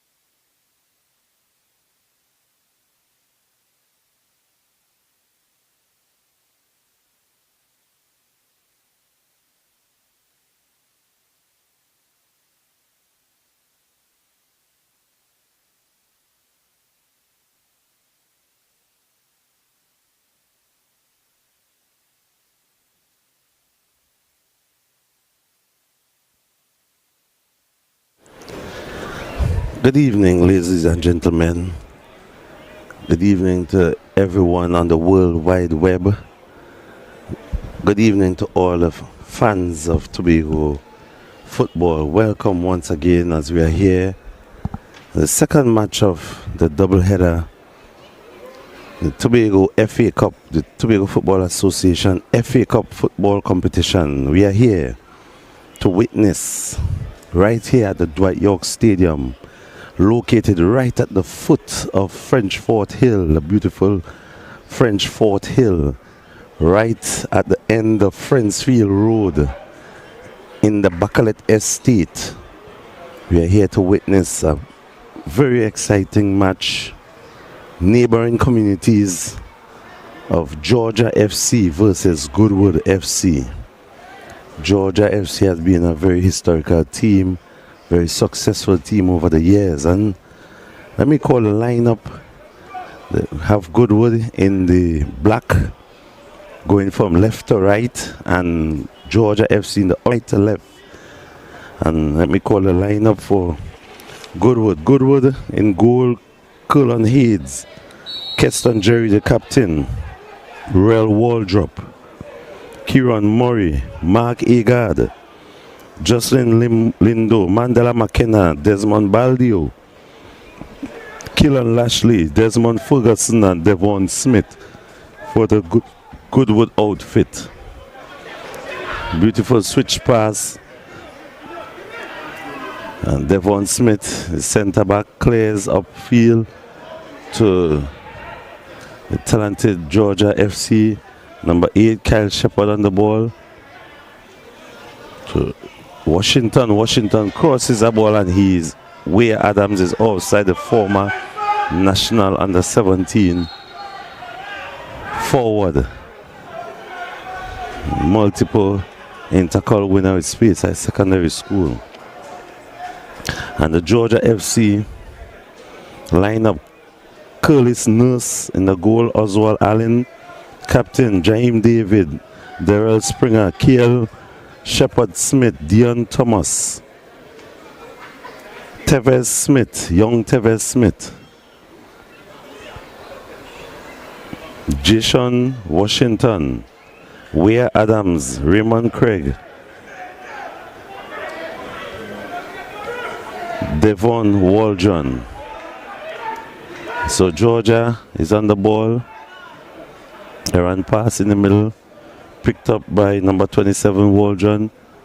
Waldron loses out.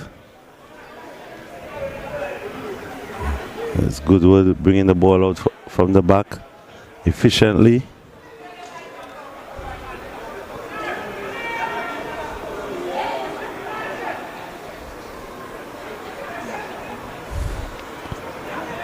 Georgia playing the ball forward to the forward player, left-footed,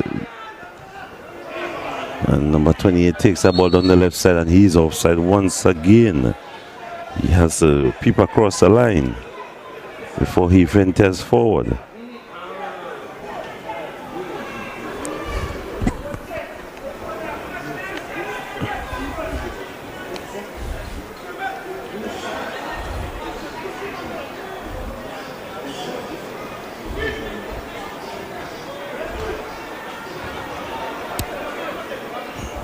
Smith to Thomas. Thomas on the ball, throws it up the line to Captain Jerry. Captain Jerry wins a foul. Captain Jerry wins a foul, deemed to be a foul.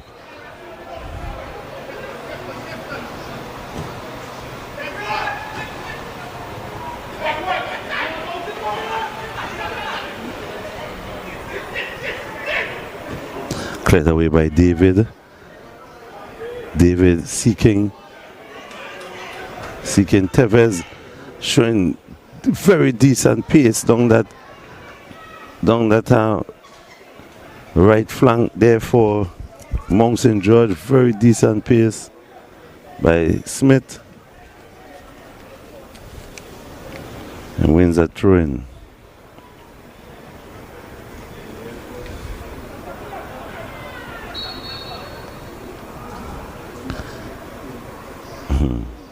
attention was being played too closely there by Georgia attacker there.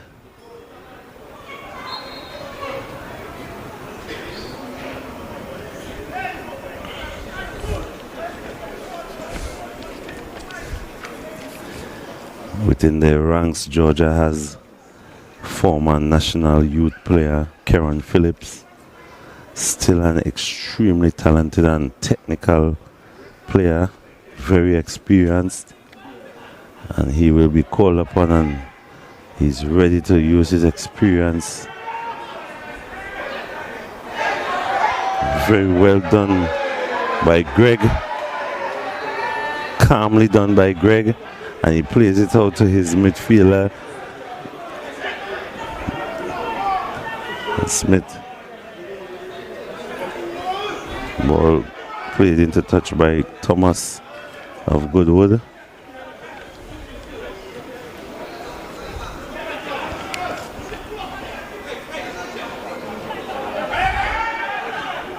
Number 8, Shepard Smith, plays a pass a bit too straight to the goalkeeper, easily dealt with.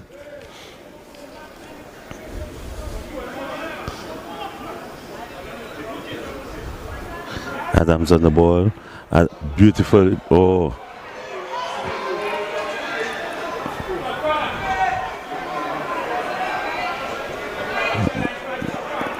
The linesman flag was up for a while. The central referee didn't seem to pay him any mind. Number 20 on the ball. And he wins himself a throw. That's Greg.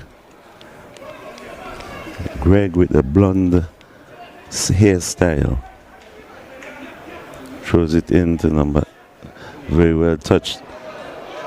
Beautiful attempt on target there by Springer.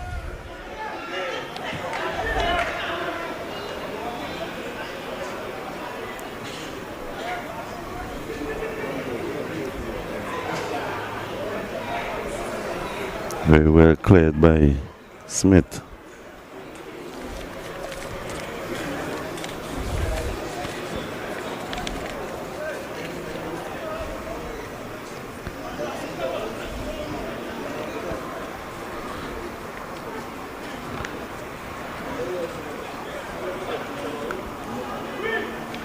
Throw in to be taken on the far side by Goodwood.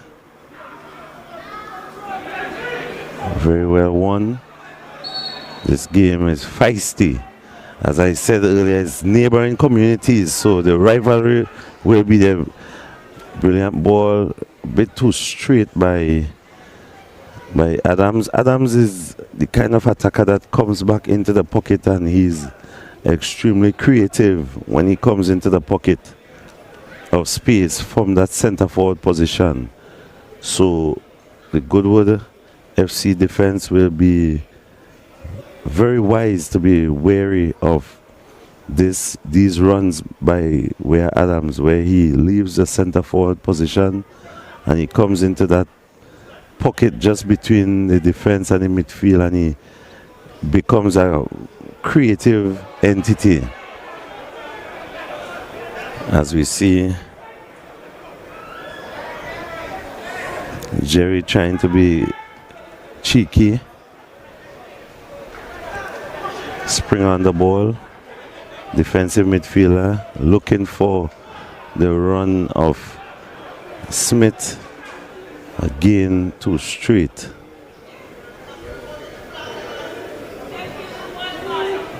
Errant passing by the Goodwood defense. And there we see that first opportunity. You see, it was a great build-up play, and then Greg has that ball being very dangerous and producing a lot of good quality down that left flank. He played the ball wisely along the ground, and that ball, it seemed to be as if it was so slow The defenders thought that the keeper could have gotten it, but that ball was always moving away from the goalkeeper. That attacker on the far side should have done a lot better. He should have done a lot better with that finish. And I think that Georgia FC missed a golden opportunity there to go 1-0 up.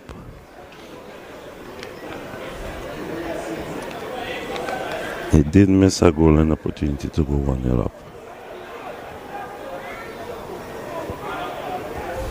But it's early days yet, it's 10 minutes.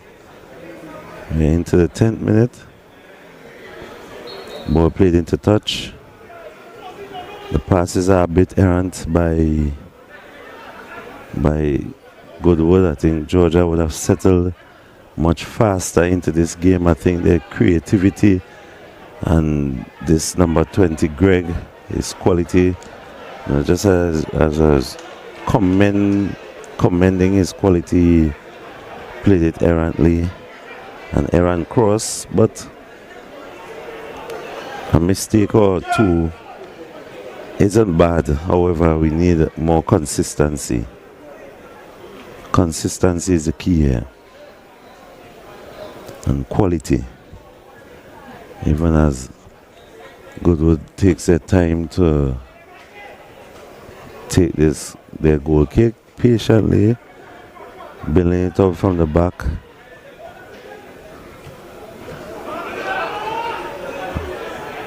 And in being patient, they are also being careless. Springer just guiding that ball out into touch.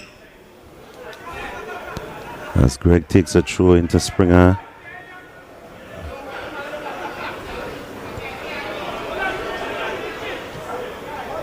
Shepard Smith, Springer.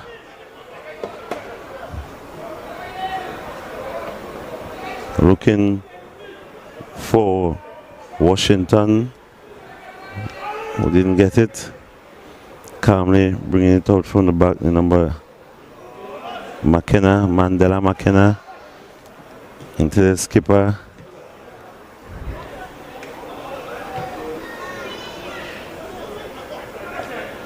Beautiful ball. Keeper will get that ball. Number 12. The number 12, Kelly Beckles, wasn't able to bring that ball into his stride. He made a brilliant run, but he wasn't able to bring it into stride.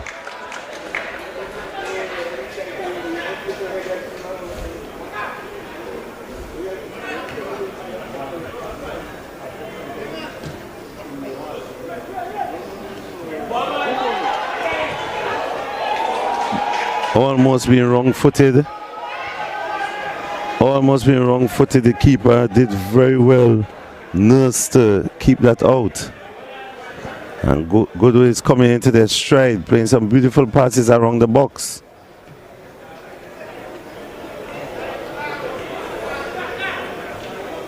Cleared away by Tevez.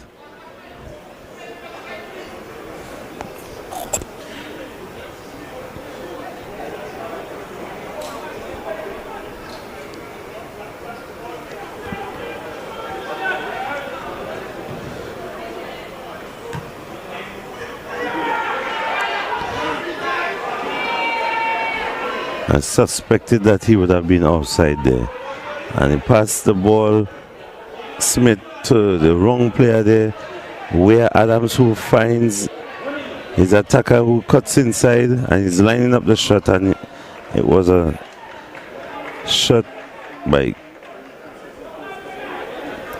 straight out of the, we would say, sprayed out of the spray can by Jishawn Washington. Having been beautifully found by Adams. It was a wild shot. I think Georgia would have settled faster of the two, but the last 3 minutes or so would have seen Goodwood produce a chance of their own, and the passing in and around the box have been inventive over the last 3 minutes or so. As they patiently take this goal kick. Played into touch of Beckles. So it's a throw into Georgia FC.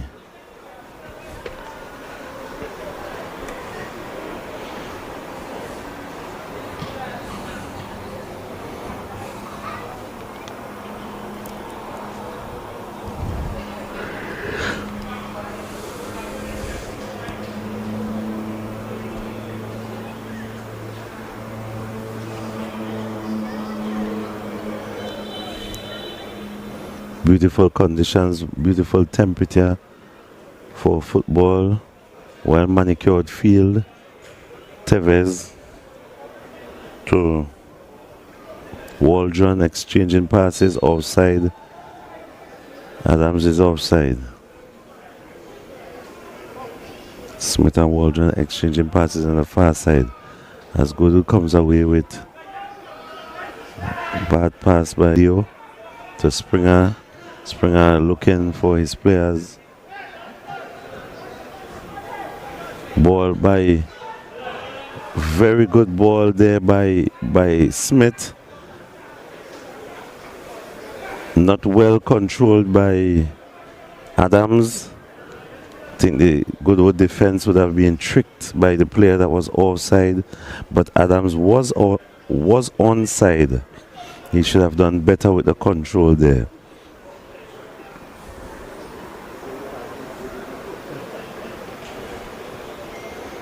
As we see corner to be taken by Goodwood FC.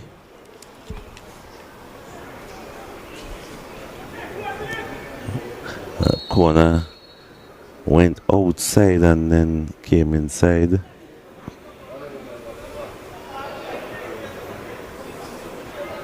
Smith taking that corner.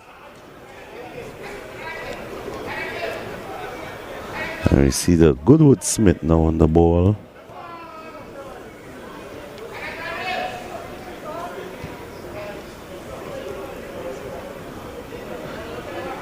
McKenna on the ball. Fighting and bullying his way through to his captain. A beautiful touch, beautiful touch. Let's see the delivery. The quality was not there. As Greg picks up the ball. Greg on the ball to Adams. Greg wasn't following his pass. So that layoff, Baldio. Jerry delaying on the ball. Loses out. Waldron on the ball. Ball played into touch. Through for Mount St. George.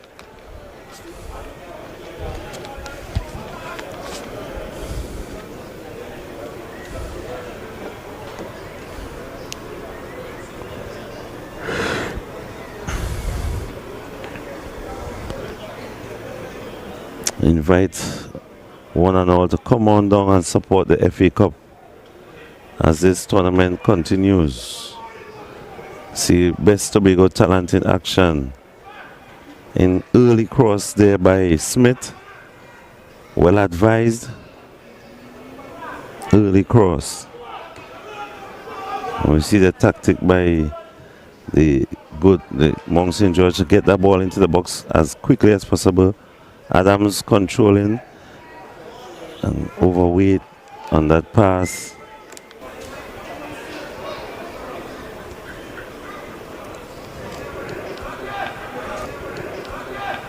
As goalkeeper Heeds takes his time.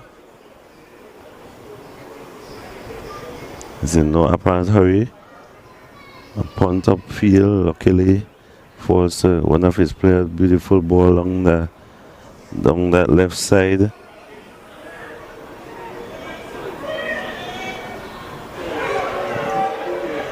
McKenna on the ball.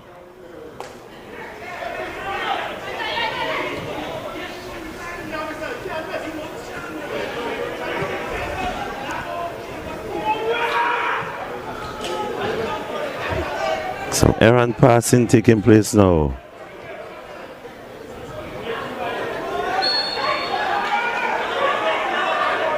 And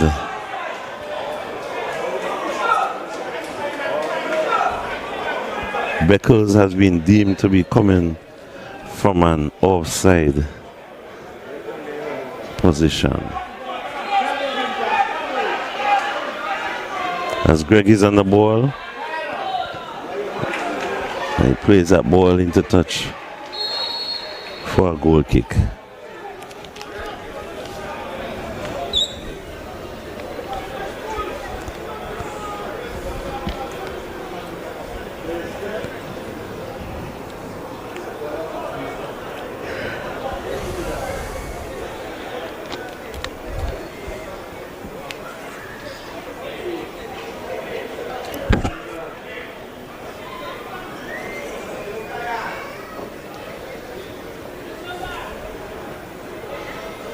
Goodwood is slowing this game down as much as possible, it seems, and no apparent hurry. Maybe they would be fine to keep the game going as long as possible, score one and then relax. Springer wins that ball very easily. Plays it to his centre back, David.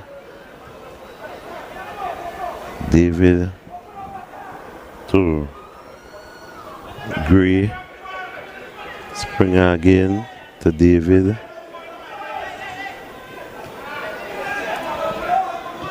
Waldron, rather.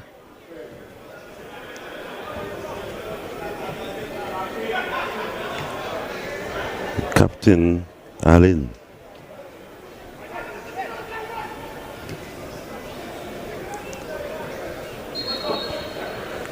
Let's see.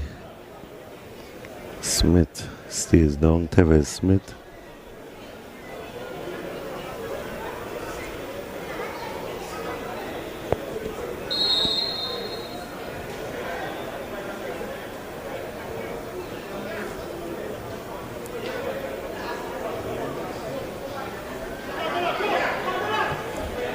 Mandela is on the ball. Yes, on pace. Greg having a wonderful game thus far. Beautiful ball.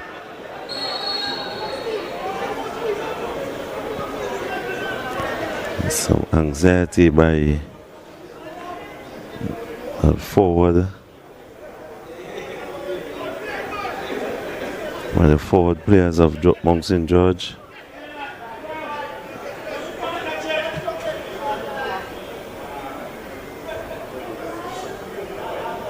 Ball drop on the ball to Jerry. Jerry is playing a lot of his passes with the outside of his foot, which indicates inability to use our left foot. So he's attempting a lot of his passes with the outside of his foot, which indicates that inability, and of course it will is a harder skill to execute, so therefore many passes may be errant. It suggests that he attempts to practice using the left foot. It's never too late. Just have to be willing. Cullen Thomas putting the ball into touch. Allen on the ball. The skipper. To Springer. Very high line. A very high line Goodwood is playing. Therefore it would require some patience. Baldi on the ball to Jerry. Will Jerry just relax and didn't seem too interested in putting, because I think he was home free there. He was home free and should have done better. It's as if he didn't believe that he was there. And we see that high line, the high line that Goodwood is playing with. The referee's assistant flag was in the air for quite a long time. And the third occasion we see the referee not paying attention to it. And so Goodwood is playing an extremely high line, which would require some more patience by the Mount St. George team to eventually break. And you see, this seems to be offside once again. Let's see. Oh, and he's on. What will? Oh, this should be number one. This should be number one. He could have taken a touch and buried it.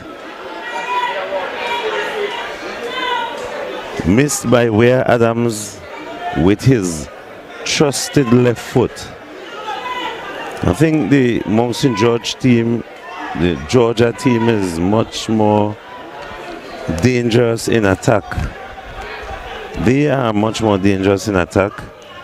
The chances they are creating are a bit more clear cut, and I think this is one of the reasons why Goodwood is slowing the game down as much as possible. They are playing without much fuss and without much hurry,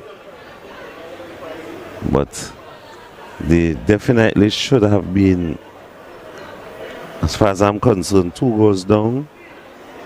2 very clear chances missed by wastefulness of the forward line of Mount St. George FC. Quite a long way to go. We are in the halfway mark of the first half. TFA, Tobago Football Association, FA Cup competition. Ball to Mandela. Greg will take possession, and instead of passing the ball to his midfield, he decides to turn and punt it up the road, where Jishon Washington would have won a foul.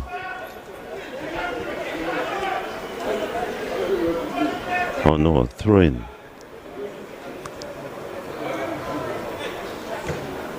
It was a brilliant run by Smith. A brilliant setup by Smith. Indeed, a brilliant setup by Smith, but wasteful finishing by Adams, which he normally is very clinical,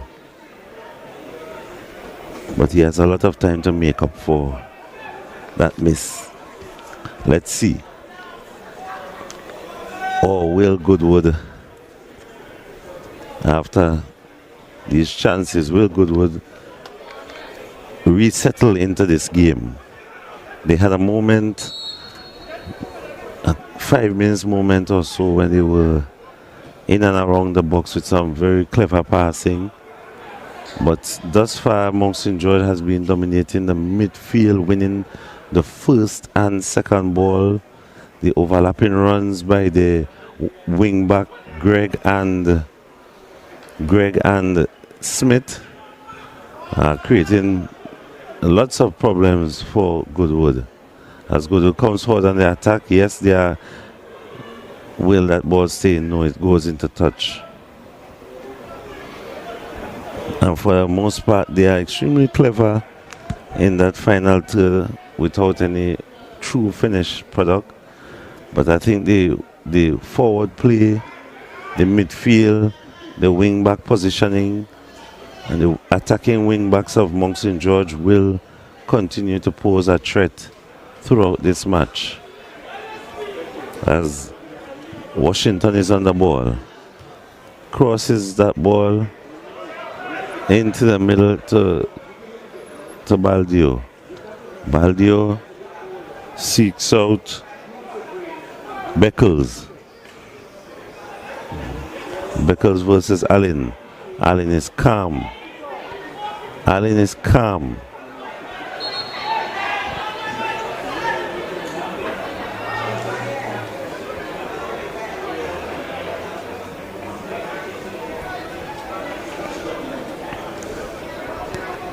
That's a bit of a confrontation on the field.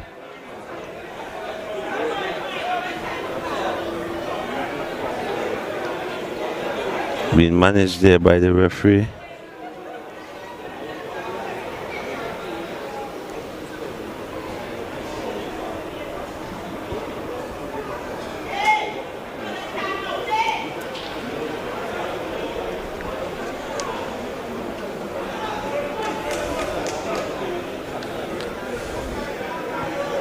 Alright, so the referee now takes the ball into his possession and he gives the ball to Mount St. George. No cards being issued. Situation resolved. Let's see how this affects either team. And as we said, Mount St. George really controlling the narrative of this game. The wingback Greg has the ball and he goes forward again. Beautiful cross, and to his the other wing back who plays a brilliant ball back. Oh, so from one wing back to the other wing back, very, very good wing play by the two wing backs of Mount St. George FC, Greg and Smith, and they are wreaking havoc down both flanks of both of their flanks on the field. Though no end result as yet, but I foresee a goal before this half is completed. I do foresee a goal. Some attention being lent to goalkeeper heads.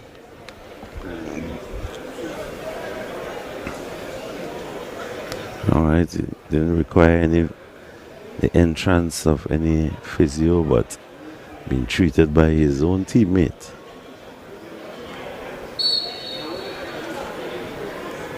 We see Goodwood plays the ball to Jerry, Captain Jerry to Smith.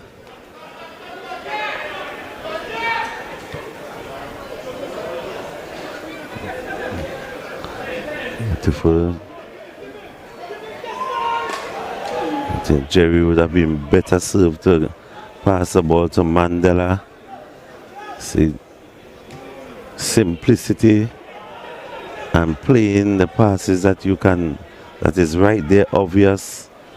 Invention is not the order of the day when it comes to the football field. You exhaust unnecessary energy doing unnecessary things. The pass was right in his face and he chose to do otherwise. And there we see simplicity, efficiency, and it brings about the first goal. Simplicity, efficiency, and it brings about the first goal by number 27, Devon Waldron. Just as I was speaking about simplicity and efficiency, we see the end result of these attributes when it comes to football. Just a few moments prior, Jerry had the ball and he could have easily given it to Mandela McKenna, who was making a very brilliant run down the Goodwood right side. He chose not to, and this is the end result. The other team went up with efficiency, discipline in possession, and we see the end result. It would have been a totally different outcome had that pass been made up the right flank by Goodwood. Such is the importance of decision making. Very well won by Springer. Number 9 for Mount St. George.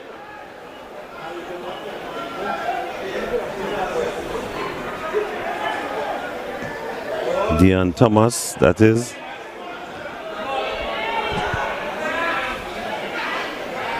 Deon Thomas would have been better served to play that ball early.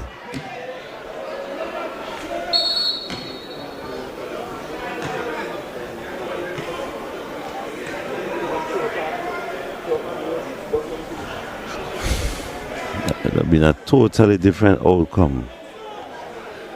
So, efficiency,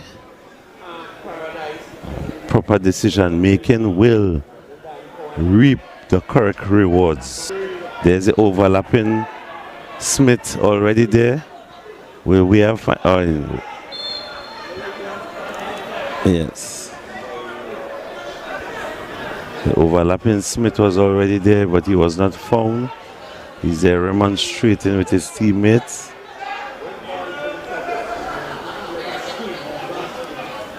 And so the score is 1-0. Goal scored in the 32nd minute by Devon Waldron. Allen on the ball, protecting that ball to Smith, to Allen.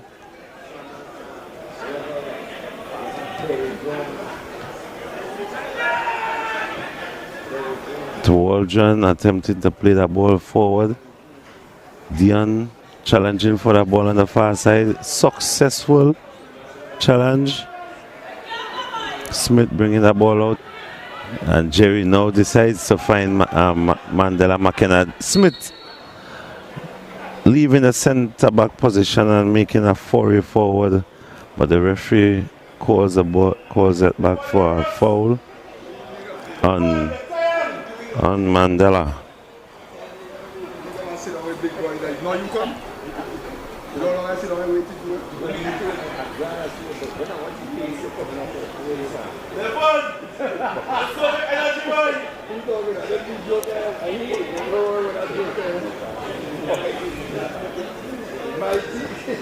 Captain Keston Jerry will play the ball to Baldio. Baldio with a spliced shot. Ball splicing off the edge of his little toe. I want to welcome all stands with pretty decent turnout, and as I know, as we go deeper into the competition, we will have more turnout of fans here, right down to the finals, as Monk St. George brings the ball out. Springer falling deep between his centre backs and bringing the ball out forward.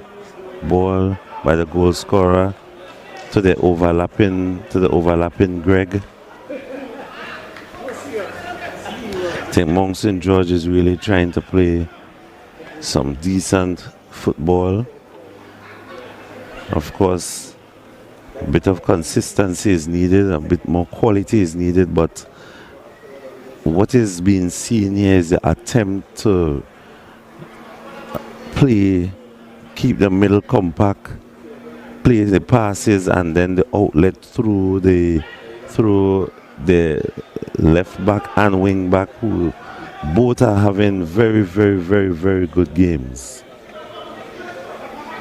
And the midfield is taking up the positions, and whenever any of the wing backs are forward, like in this instance, you see Greg is forward, but Springer would have come and taken up, and there we see Smith going forward from the right back position, playing it early across. Very efficient football through the legs, and Ware Adams. Beautiful early ball by Smith, and Ware Adams needs to find that size 13 scoring boot. If I recall, he's a size 12 or 13, and he needs to find that scoring boot. He needs to call for that scoring boot. As said earlier, the tactic, winning that ball, Ware comes right back into the pocket from the centre forward position, spread that ball over to the right side. Who picked up that ball? The overlapping, the Tevez Smith, and he played that early cross into the box. Well controlled by Ware, I must say. But that was a hard part. The easier part after beating the goalkeeper was to just slot it. As we see a beautiful ball. Will this be the equalizer? It is the equalizer. It is the equalizer. As earlier said, Goodwood has been very tricky around the box. They have been in and around the box. They have been very tricky, and so it doesn't surprise me that the end result here is scored by the number 15 Royal Waldrop. There is goals in this game. There is goals in this game on either side. Moncton Georgia FC has been producing and creating opportunities, but However, whenever Goodwood ends up anywhere close and around the box, they are dangerous. They are dangerous anywhere in and around the box with their trickery and invention. But Georgia have been producing opportunities, so there is goals in this match. There are goals in this match. As the goalkeeper will bring it out with his captain Allen.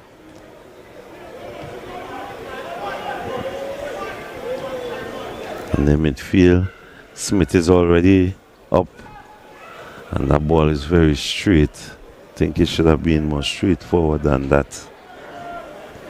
But I think the creative noose will, and that creative final ball will come from where when he comes into the pocket of space. This is where the opportunities are mainly being created. And there we see Smith again with an early cross. Nothing is wrong with that. Just needed to put a bit more curl on it. But the early cross is a very, very good tactic. Mandela is forward. Mandela can run as far as we know. And he put that ball a bit too long. He doesn't have that much speed. The keeper was very sloppy with that throw out to Smith, to Jerry. Jerry's trying unnecessary tricks in the middle of the field. Springer, Greg,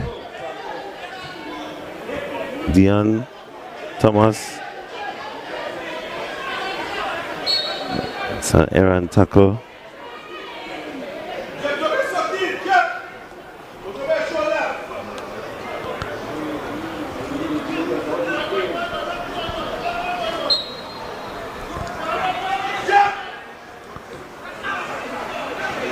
Well cut out. Smith.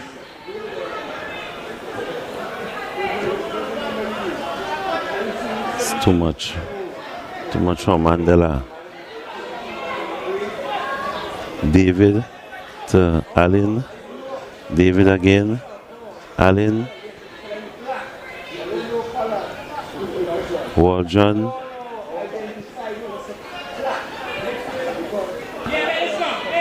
This can be dangerous. This can be dangerous. Will it be?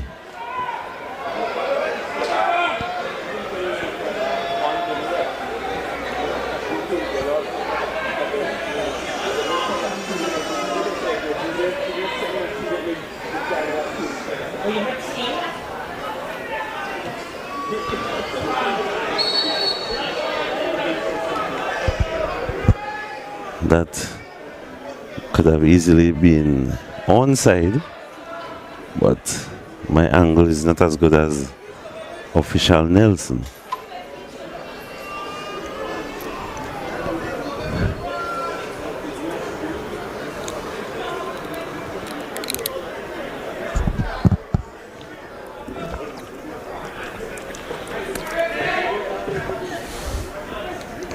Allen, the head clear. Ball to Jerry, to Springer.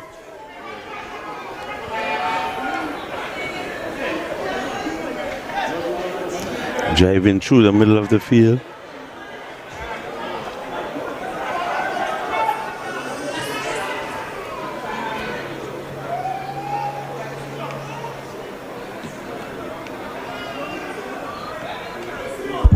a soft pass.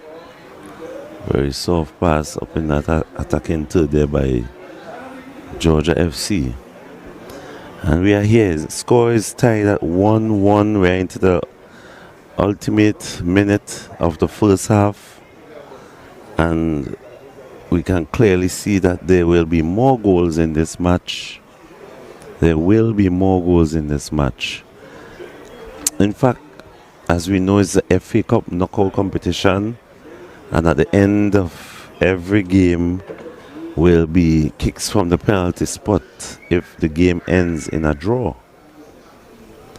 But I do not envision this game ending in a draw. I think I can see an actual winner throughout the 90 minutes. Adams on the ball to Springer. Springer needs to be a bit more efficient and careful in possession. Mandela attempting to find his fellow midfielder.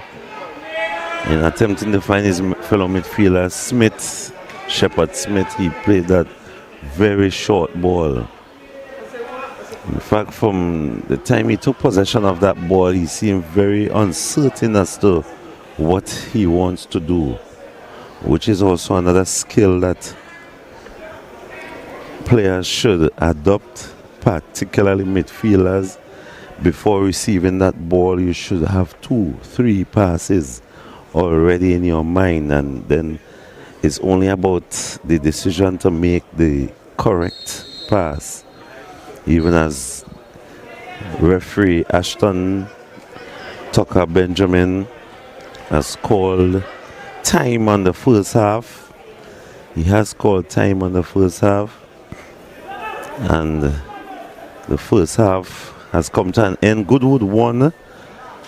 Goal scored, which was actually the equalizing goal by Roy Waldrop, and the go-ahead goal by Georgia FC scored by Devon Waldron. I think we had a very entertaining first half thus far, and we look forward to the offerings by these teams in the second half. As we thank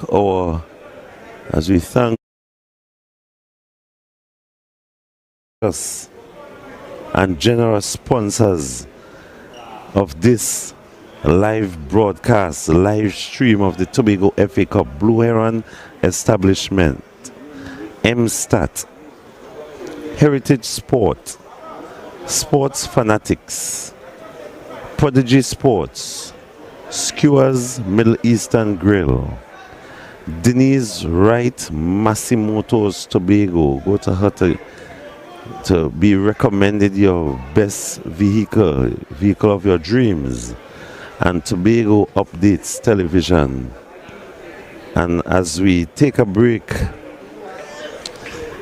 in the second game of the doubleheader, Goodwood FC won, Georgia FC won. As we take a break and we return for the exciting second half.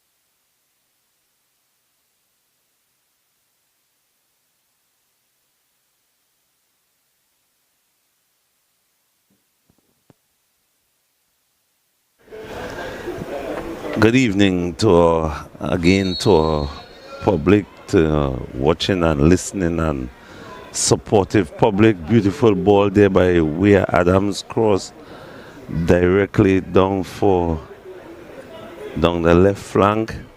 As we welcome you back to the second half of this Tobago Football Association FA Cup tie.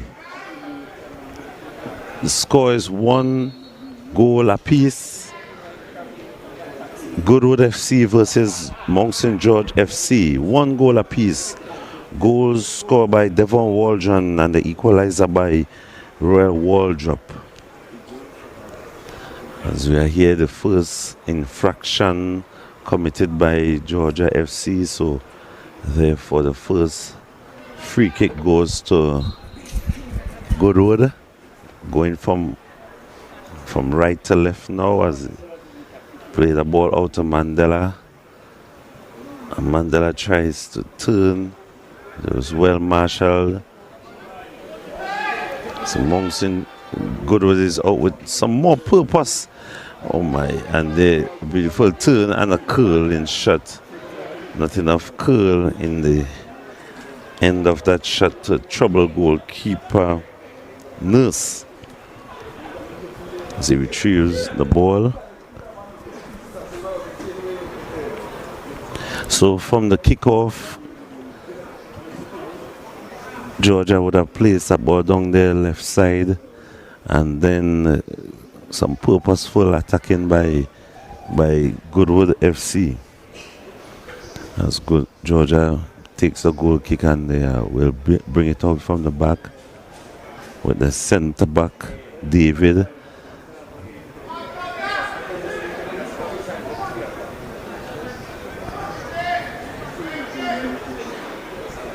You see that Monson Georgia would have made some changes, bringing on the experienced Karen Phillips. That was cleared into touch by Smith. Karen Phillips, former national player of class and talent,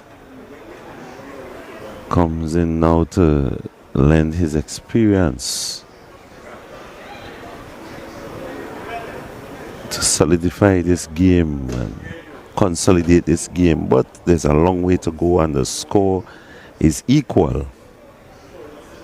So there's no apparent advantage as Allen did well to clear ball to Adams. Adams to Shepherd Smith. To Greg Shepherd Smith again. Attempting that through ball to Washington. And there's Greg to Washington. What will Washington do? Into Karen Phillips, who will spread it wide, as of course he will. Oh, driving cross there by Smith. That would have required some acrobatics to put that in the net. But the idea was that he would drive it across as hard as possible, and the possibility is that there can be own goal, etc. Or as in Spanish they would call it auto goal. And we are here in very still conditions here at the Dwight York Stadium. The Dwight York Stadium named after our current new national coach, Dwight York. The stadium has been named after him since 2001. Our most accomplished footballer when he was a player. And now he is charged with the responsibility of leading our national team to World Cup 2026 that will be held in Canada, USA, and Mexico. And so we are here in this beautiful facility that is named after him, located right at the end of Friendsfield Road at the edge of the Bacolet Estate. Right at the end of Friendsfield Road, this stadium is located, and it is bordered with the Bacolet Estate. So many times you would hear that Dwight York Stadium Bacolet, but it's actually bordered with the Bacolet Estate. But the real address is Friendsfield Road, right at the end of Friendsfield Road. Beautiful facilities at the footstool of the French Fort. French Fort is overlooking this stadium. If we go to the top of that hill, and it's a very picturesque view as the ball is played out in the goal kick, and Mandela is trying to go forward with a charge down, crossfield ball by David, didn't reach the intended target, and so beautiful ball. Let's see if the number 12 of Goodwood can reach it. Beckles, no, he doesn't. Smith has a lot of pace, so he gets up and down that line very efficiently. Ball to Adams by Thomas. Thomas plays that ball in, to Washington. Mandela isn't able to control, and the ball goes up to Greg. Very hard working Greg. Into Adams. Adams to Washington, who turns. And there we see Smith, as usual, speed on the ball, efficiency in the pass into Washington, who will cross, low on the ground, loose ball in the box, and it is a goal by the substitute, by the intelligent, by the experienced Kieran Phillips, who will know exactly how to position himself. It's all about reading the game. That execution there just shows just experience, full of experience, and it's just about reading the game. He was patient. He's on as a midfielder, one of the creative midfielders. I think he would play a deep line playmaking role, but he knows that he just has to wait on top for that loose ball that will come. That ball that will come on top. It was a very beautiful build-up play. The cross came across very low, and of course that cross had to come with pace, and that is what created the difficulty for the goalkeeper to even handle the cross. He couldn't handle that cross, and so it's only one thing he had to do, and he placed it whilst all the defenders retreating towards their goal in anticipation of that cross. The goalkeeper had to touch it, and there was the experienced Kieran Parker Phillips to finish off that play. And so Greg on the ball, very hard working. I must say I am impressed with the wing back play of both teams. And Goodwood comes forward again. Mandela on the ball, efficient defending. Georgia has to be careful with when they do make their overlapping runs. The lack of security to their wing backs, because they could have been easily punished just a while ago when Tevez Smith, that is, made his foray forward. Smith of Goodwood playing the ball, and Georgia was left a bit exposed at the back. So they have to reorganize when it comes to their wing backs making the run forward. And so a beautiful ball played forward for number 10, Agard, and he looks to shoot. That was wall drop that looked to shoot, but Agard took up that ball on the down the right side, played the ball inside. David on the ball to Greg. David.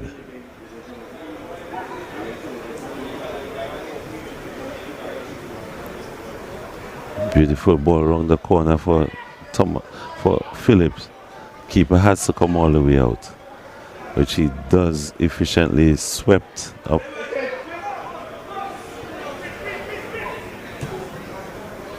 Cleared up the park. Not the best header by Mandela McKenna.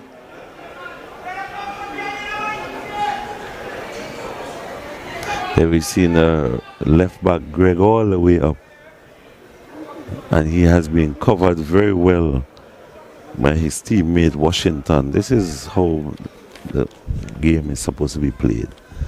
Coverage, slotting, interchanging of position.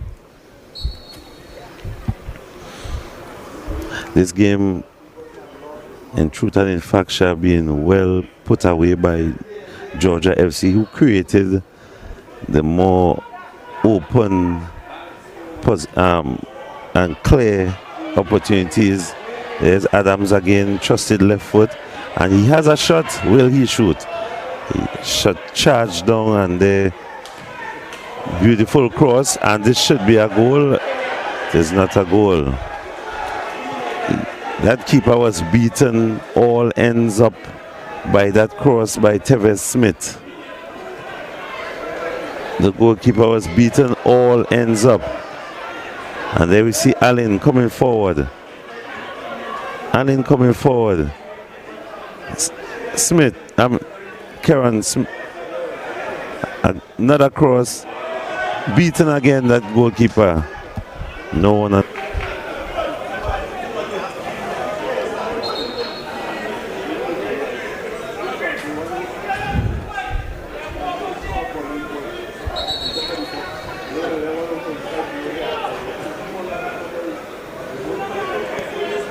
The goalkeeper of Goodwood needing some attention.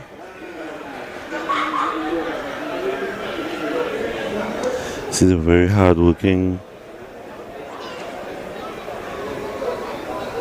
member of Goodwood staff coming out to lend some assistance to the player on the ground.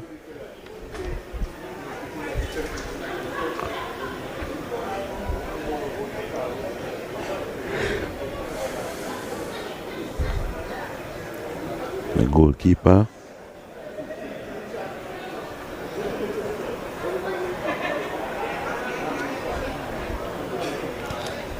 The score is now 2-1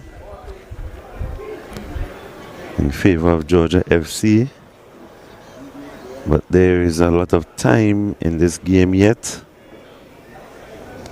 and both teams are not short on effort. Both teams are not short on opportunities that can turn this game on its head.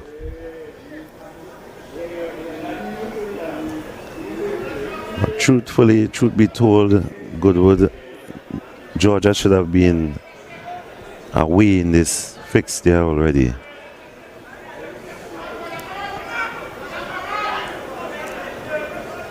Baldio.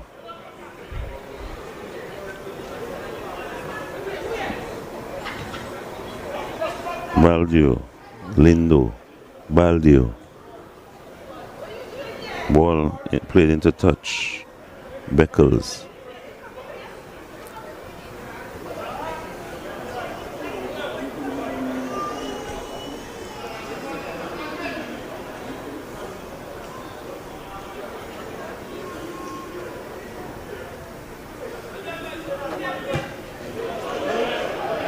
Very impressive shot and an equally impressive save.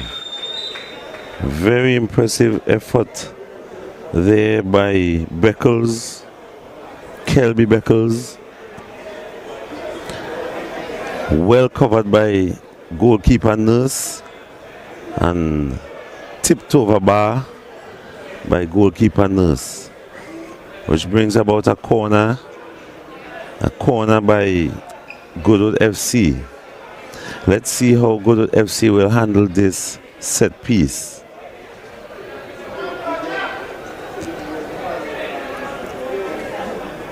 Let's see how, and they have 5 players attacking, and there is a foul and infraction being spotted there by referee Benjamin, and it eases the pressure of Georgia FC as they bring the ball out of the back with David, Gray, Phillips, who will divine and express control now.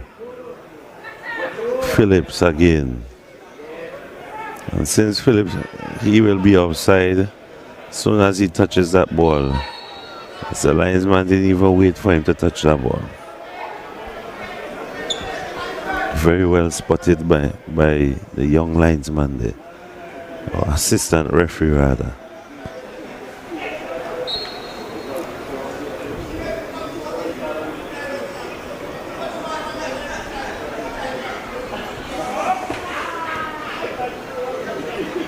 Some more control is being exacted on this game just with the simple entrance of the experienced Kieran Phillips.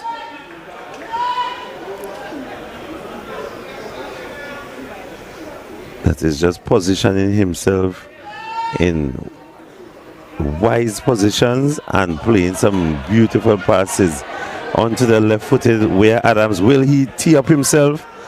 Yes, he did tee up himself. He does have a shot on him. So he has a very trusted and trustworthy and efficient left size 13 or 12s. So as long as he's in those positions, he will put that size 13 on the leather with the hope of seeing the onion bag ripple.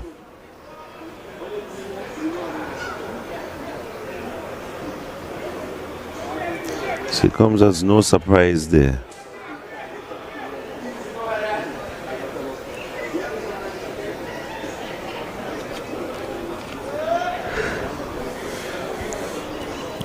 Goal kick by Goodwood FC. Not a very good one.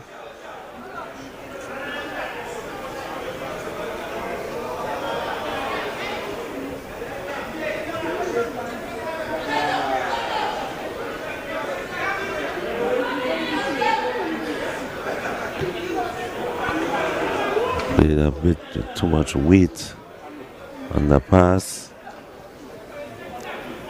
Goalkeeper is throwing it out to Phillips. Beckles on the ball.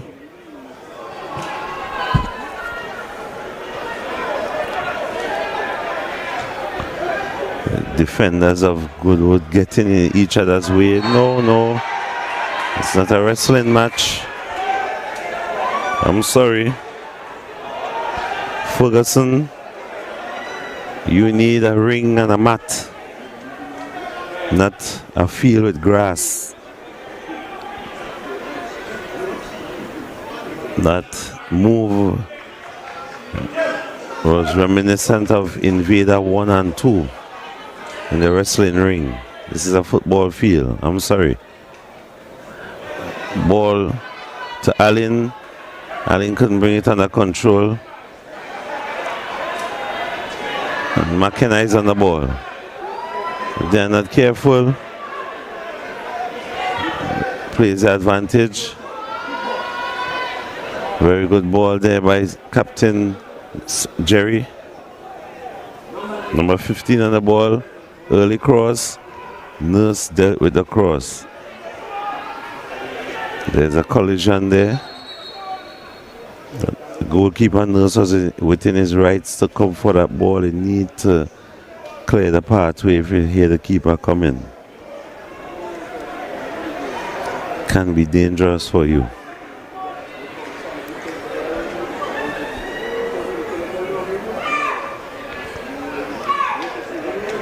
But we are now in the 66th minute. We have 25 more minutes of play. It can be a long time, it can be a short time. Is that a good ball? Yes, it is. Washington on the ball.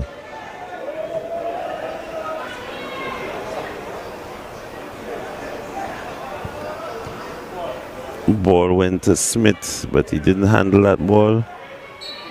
Is that a tactical foul there by Tevez Smith? Several Smiths on the field tonight. Tevez Smith, Devon Smith, Kyle Shepard Smith. So I'll have to differentiate their first names. Kyle Shepard Smith. And so we have Baldio now. Desmond, number 11.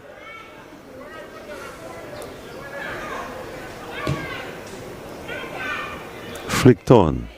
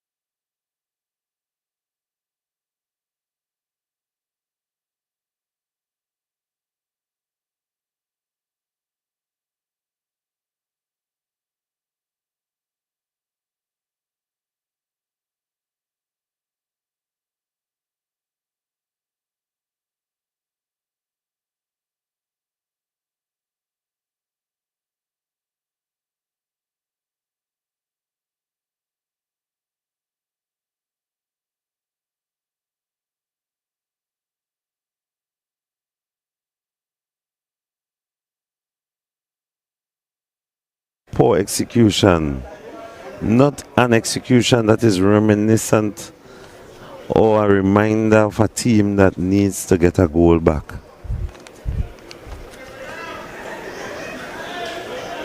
The entire Georgia team was back in their box, but we are seeing a lack of enterprise and a lack of risk being taken, attacking risk and enterprise being taken by teams. When you look around, there's no problem. Everyone is back. So why do you have 3 or 4 players still? And Smith is on the ball. He will pass that ball. Oh, and it was almost a goal, an own goal.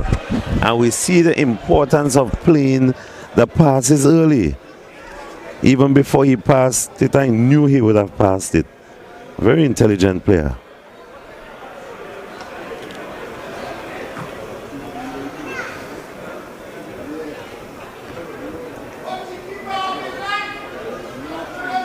And there, Baldio giving it away in the middle. Wrong. And ball to Dion Thomas. Oh, and that ball was outside of the box. It was outside of... That ball was outside of the box when the keeper picked it up. It was close. It was close. It would have been a free kick. I don't think it would have warranted a red card as such. But he was definitely outside the box. The ball, when he picked it up, the ball was definitely outside the box, and that would have constituted a handball. You know, usually when a goalkeeper has a deliberate handball outside the box, it would be a red card. But in this case, it would not have been a red. Maybe a yellow.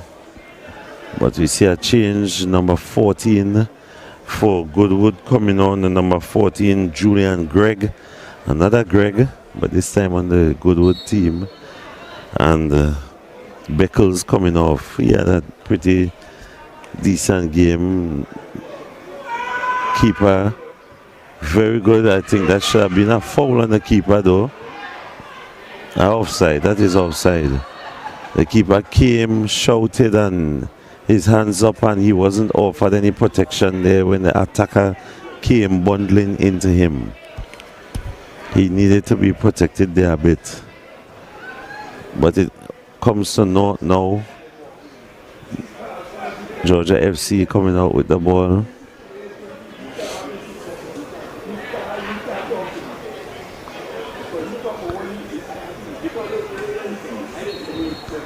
Greg was not able to keep it in.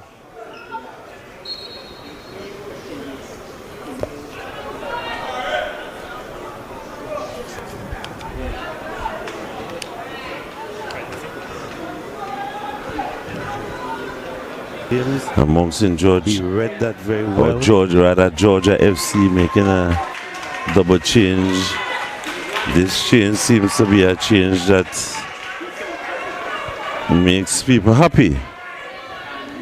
Number 5, Jabari Mitchell, and the number 17, Keyshawn Sandy, coming in for number 19, Weah Adams.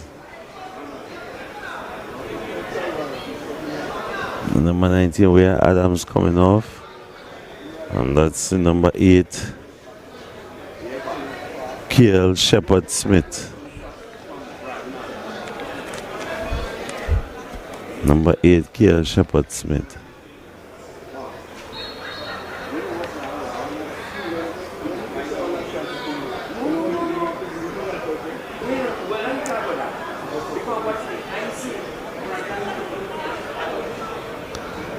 Georgia coming forward,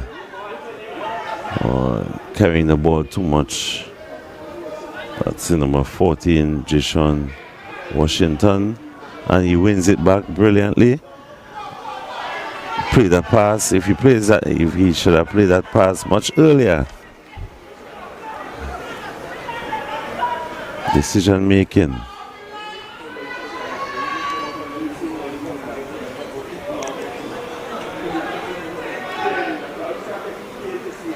Bit of tired movement there by Smith. Maybe he would be well advised to sit home a bit rather than making the forays forward. You are leading and seem a bit winded at the moment.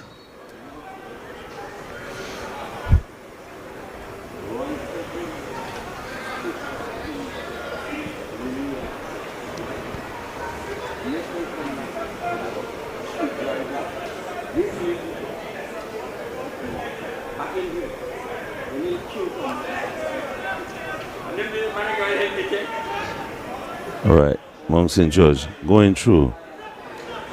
Is he home? Goal number 3. Goal number 3. Beautiful goal by number 17, Keyshawn Sandy. Now coming on the field. And we see why everyone was so happy for his entrance.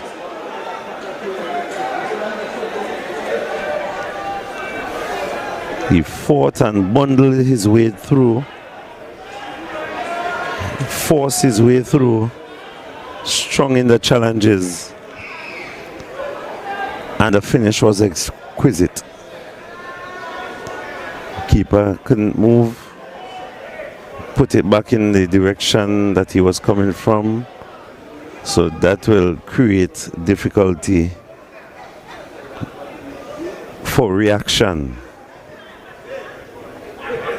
And he was well placed into the corner of the net. Not even a semblance of opportunity to even make an attempt to save that. And I think that with 15 minutes to go, unless something happens very quickly unless something happens very beautiful self pass, but I think that his legs are going a bit. It was a beautiful self pass and then the final execution. But as we see, he's not really venturing, Smith is not venturing forward much anymore. But Greg is there.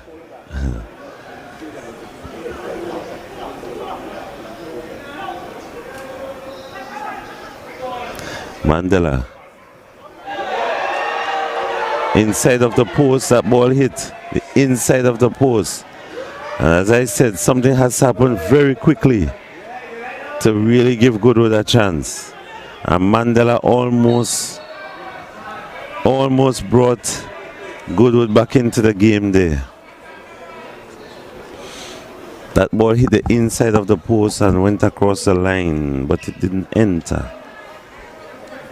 The important thing is that the entire ball must cross the line.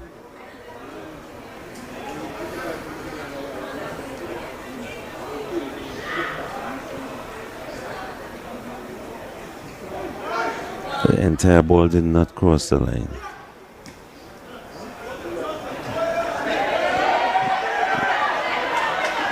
Number 17, the goal scorer, Energy.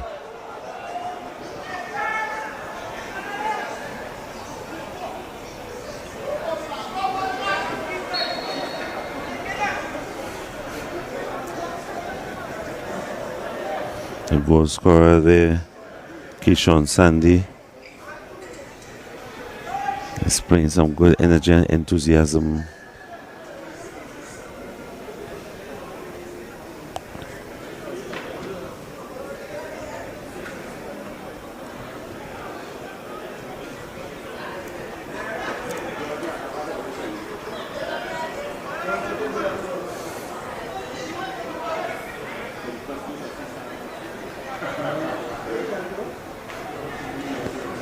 As the game is being held up, Goodwood is interested in making a change. Number 3 for Goodwood, entering the fray, Antonio Murray.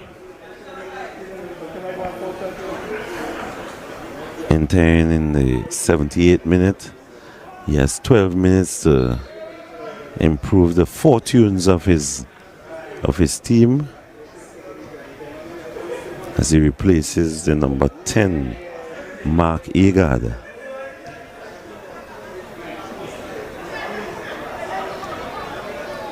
Number 15. The advantage to be played, but he is injured. Even as this seems to be a 3v2, hurriedly play, hurriedly shoot, 3v2.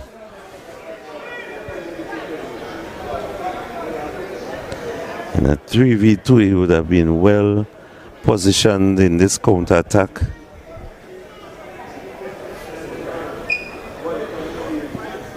He failed to execute.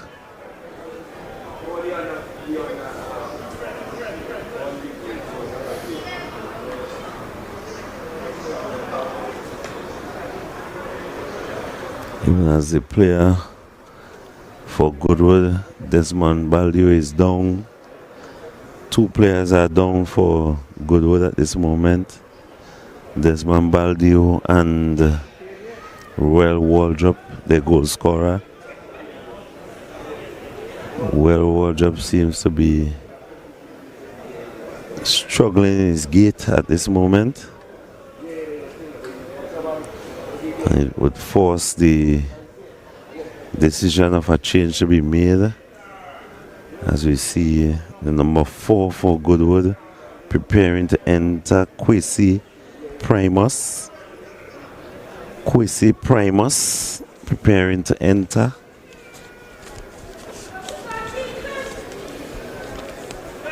Who is he entering for? As it seems he's entering for the goal scorer, Waldrop. Struggling in his gait at the moment.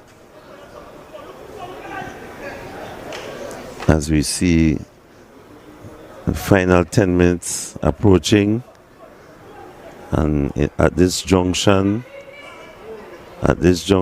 it's Goodwood that is standing over the trapdoor.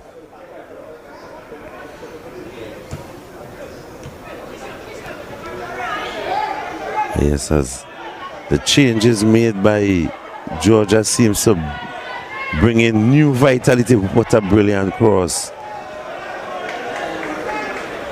And I tell you,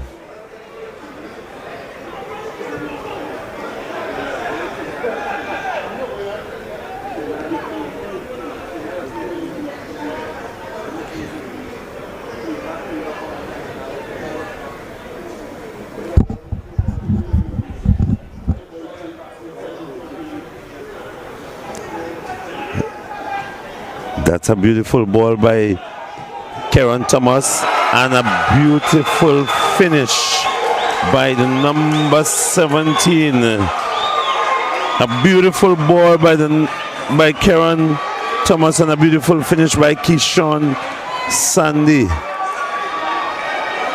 A beautiful finish by Keyshawn Sandy. The substitutes of Georgia FC has really turned this game on its head.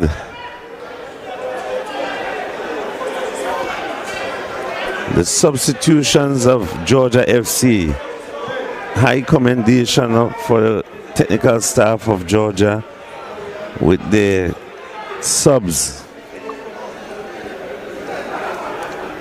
Karen Phillips has come on and really executed efficiency, what we call efficiency in football. Playing that ball one time, playing that ball when it has to be played, and this is the end result.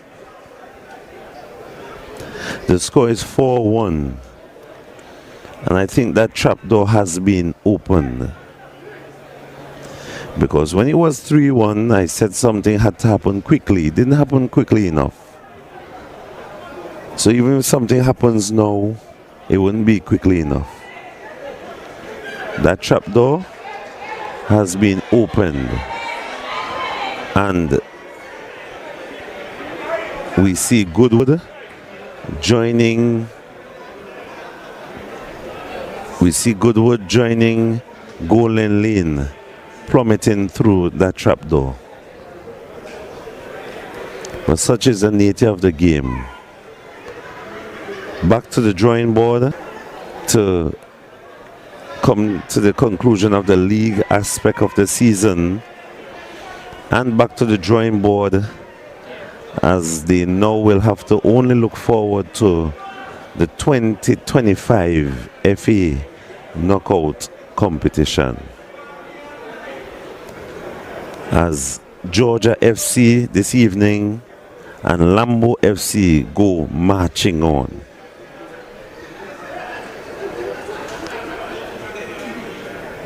And this is the literal reality.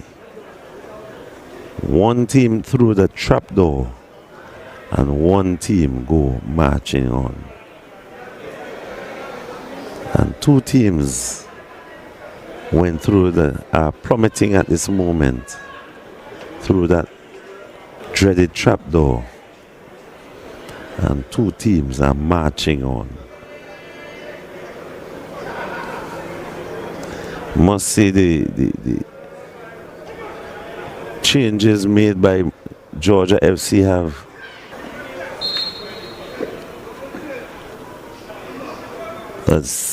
Tevez Smith.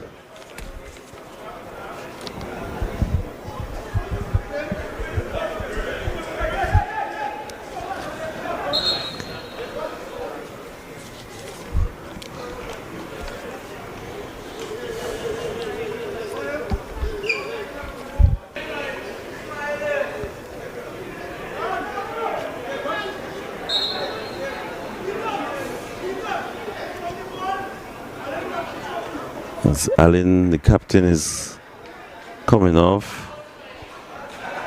Mount enjoy here, a solid game. Crystal and Job entering the fray. Captain Allen had a very solid game. Oswald Allen.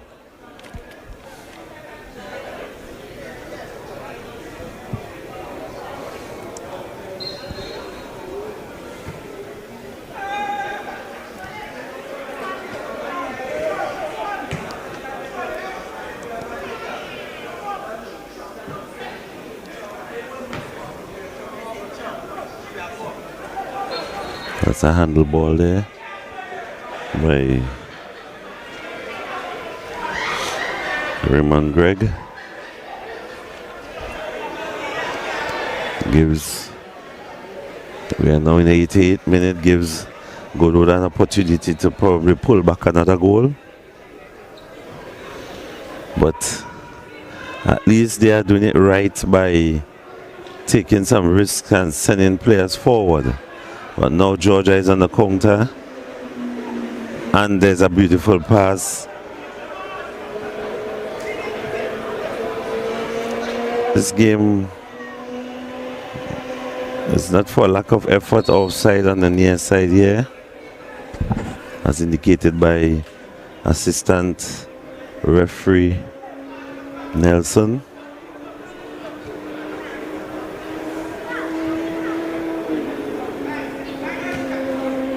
What a beautiful ball by Smith to Sandy, and he would have given them a corner.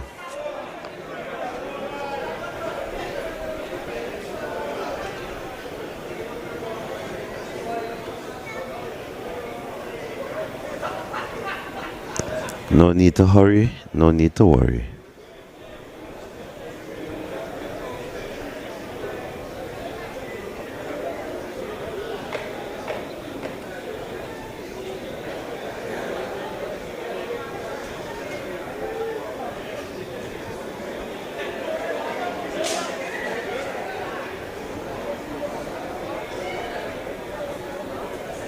Corner to be taken by Tevez Smith.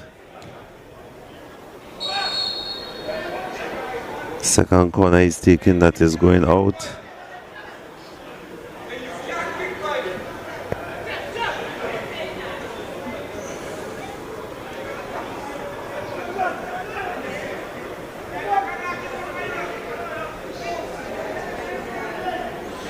Devon Smith needs to be very careful, bottom and as they try to bring it out from the back.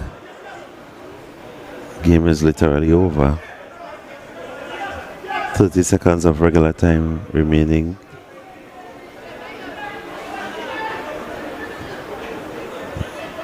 Very calmly done. No worries. We have a very efficient Georgia team playing through the lines, breaking all the lines that Goodwood is attempting to form. That will be a foul. That will be a foul by exuberant Jabari Mitchell.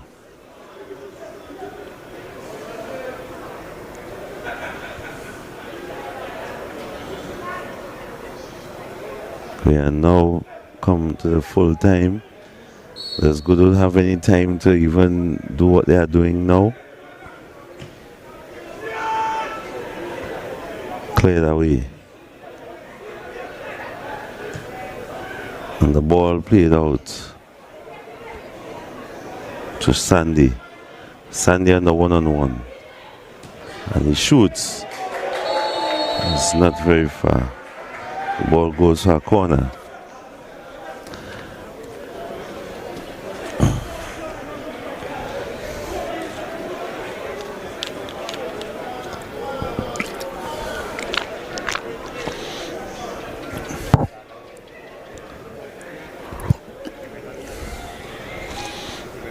As Georgia FC goes marching in,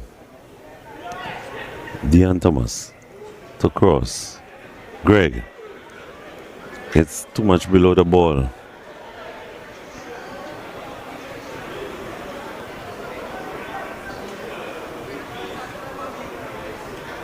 hassles and hurries. Goodwood manages to bring the ball forward. Will they get one more in this forward foray as they are trying to make the captain plays a very good ball? It is saved by a very confident Nurse. That's shot by Julian Gregg, and that game has come to an end. Two teams go marching on tonight. Two teams go home. And thus we have come to the end of the first matches of the Tobago Football Association FA Cup competition. First game ending. The first game ending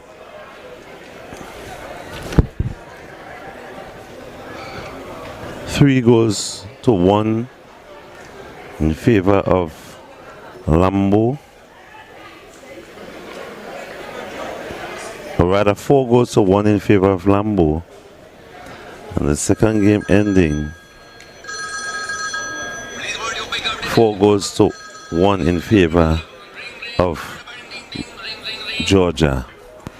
And so we've come to the end of tonight's broadcast, and we would like to thank our generous and kind sponsors: Blue Heron Establishment, Sports Fanatics, MSTAT, the Emergency Medical Service Training Academy of Trinidad and Tobago, Heritage Sports, Prodigy Sports, Skewers Middle Eastern Grill, Denise Wright Massimoto's Tobago, and Tobago Updates.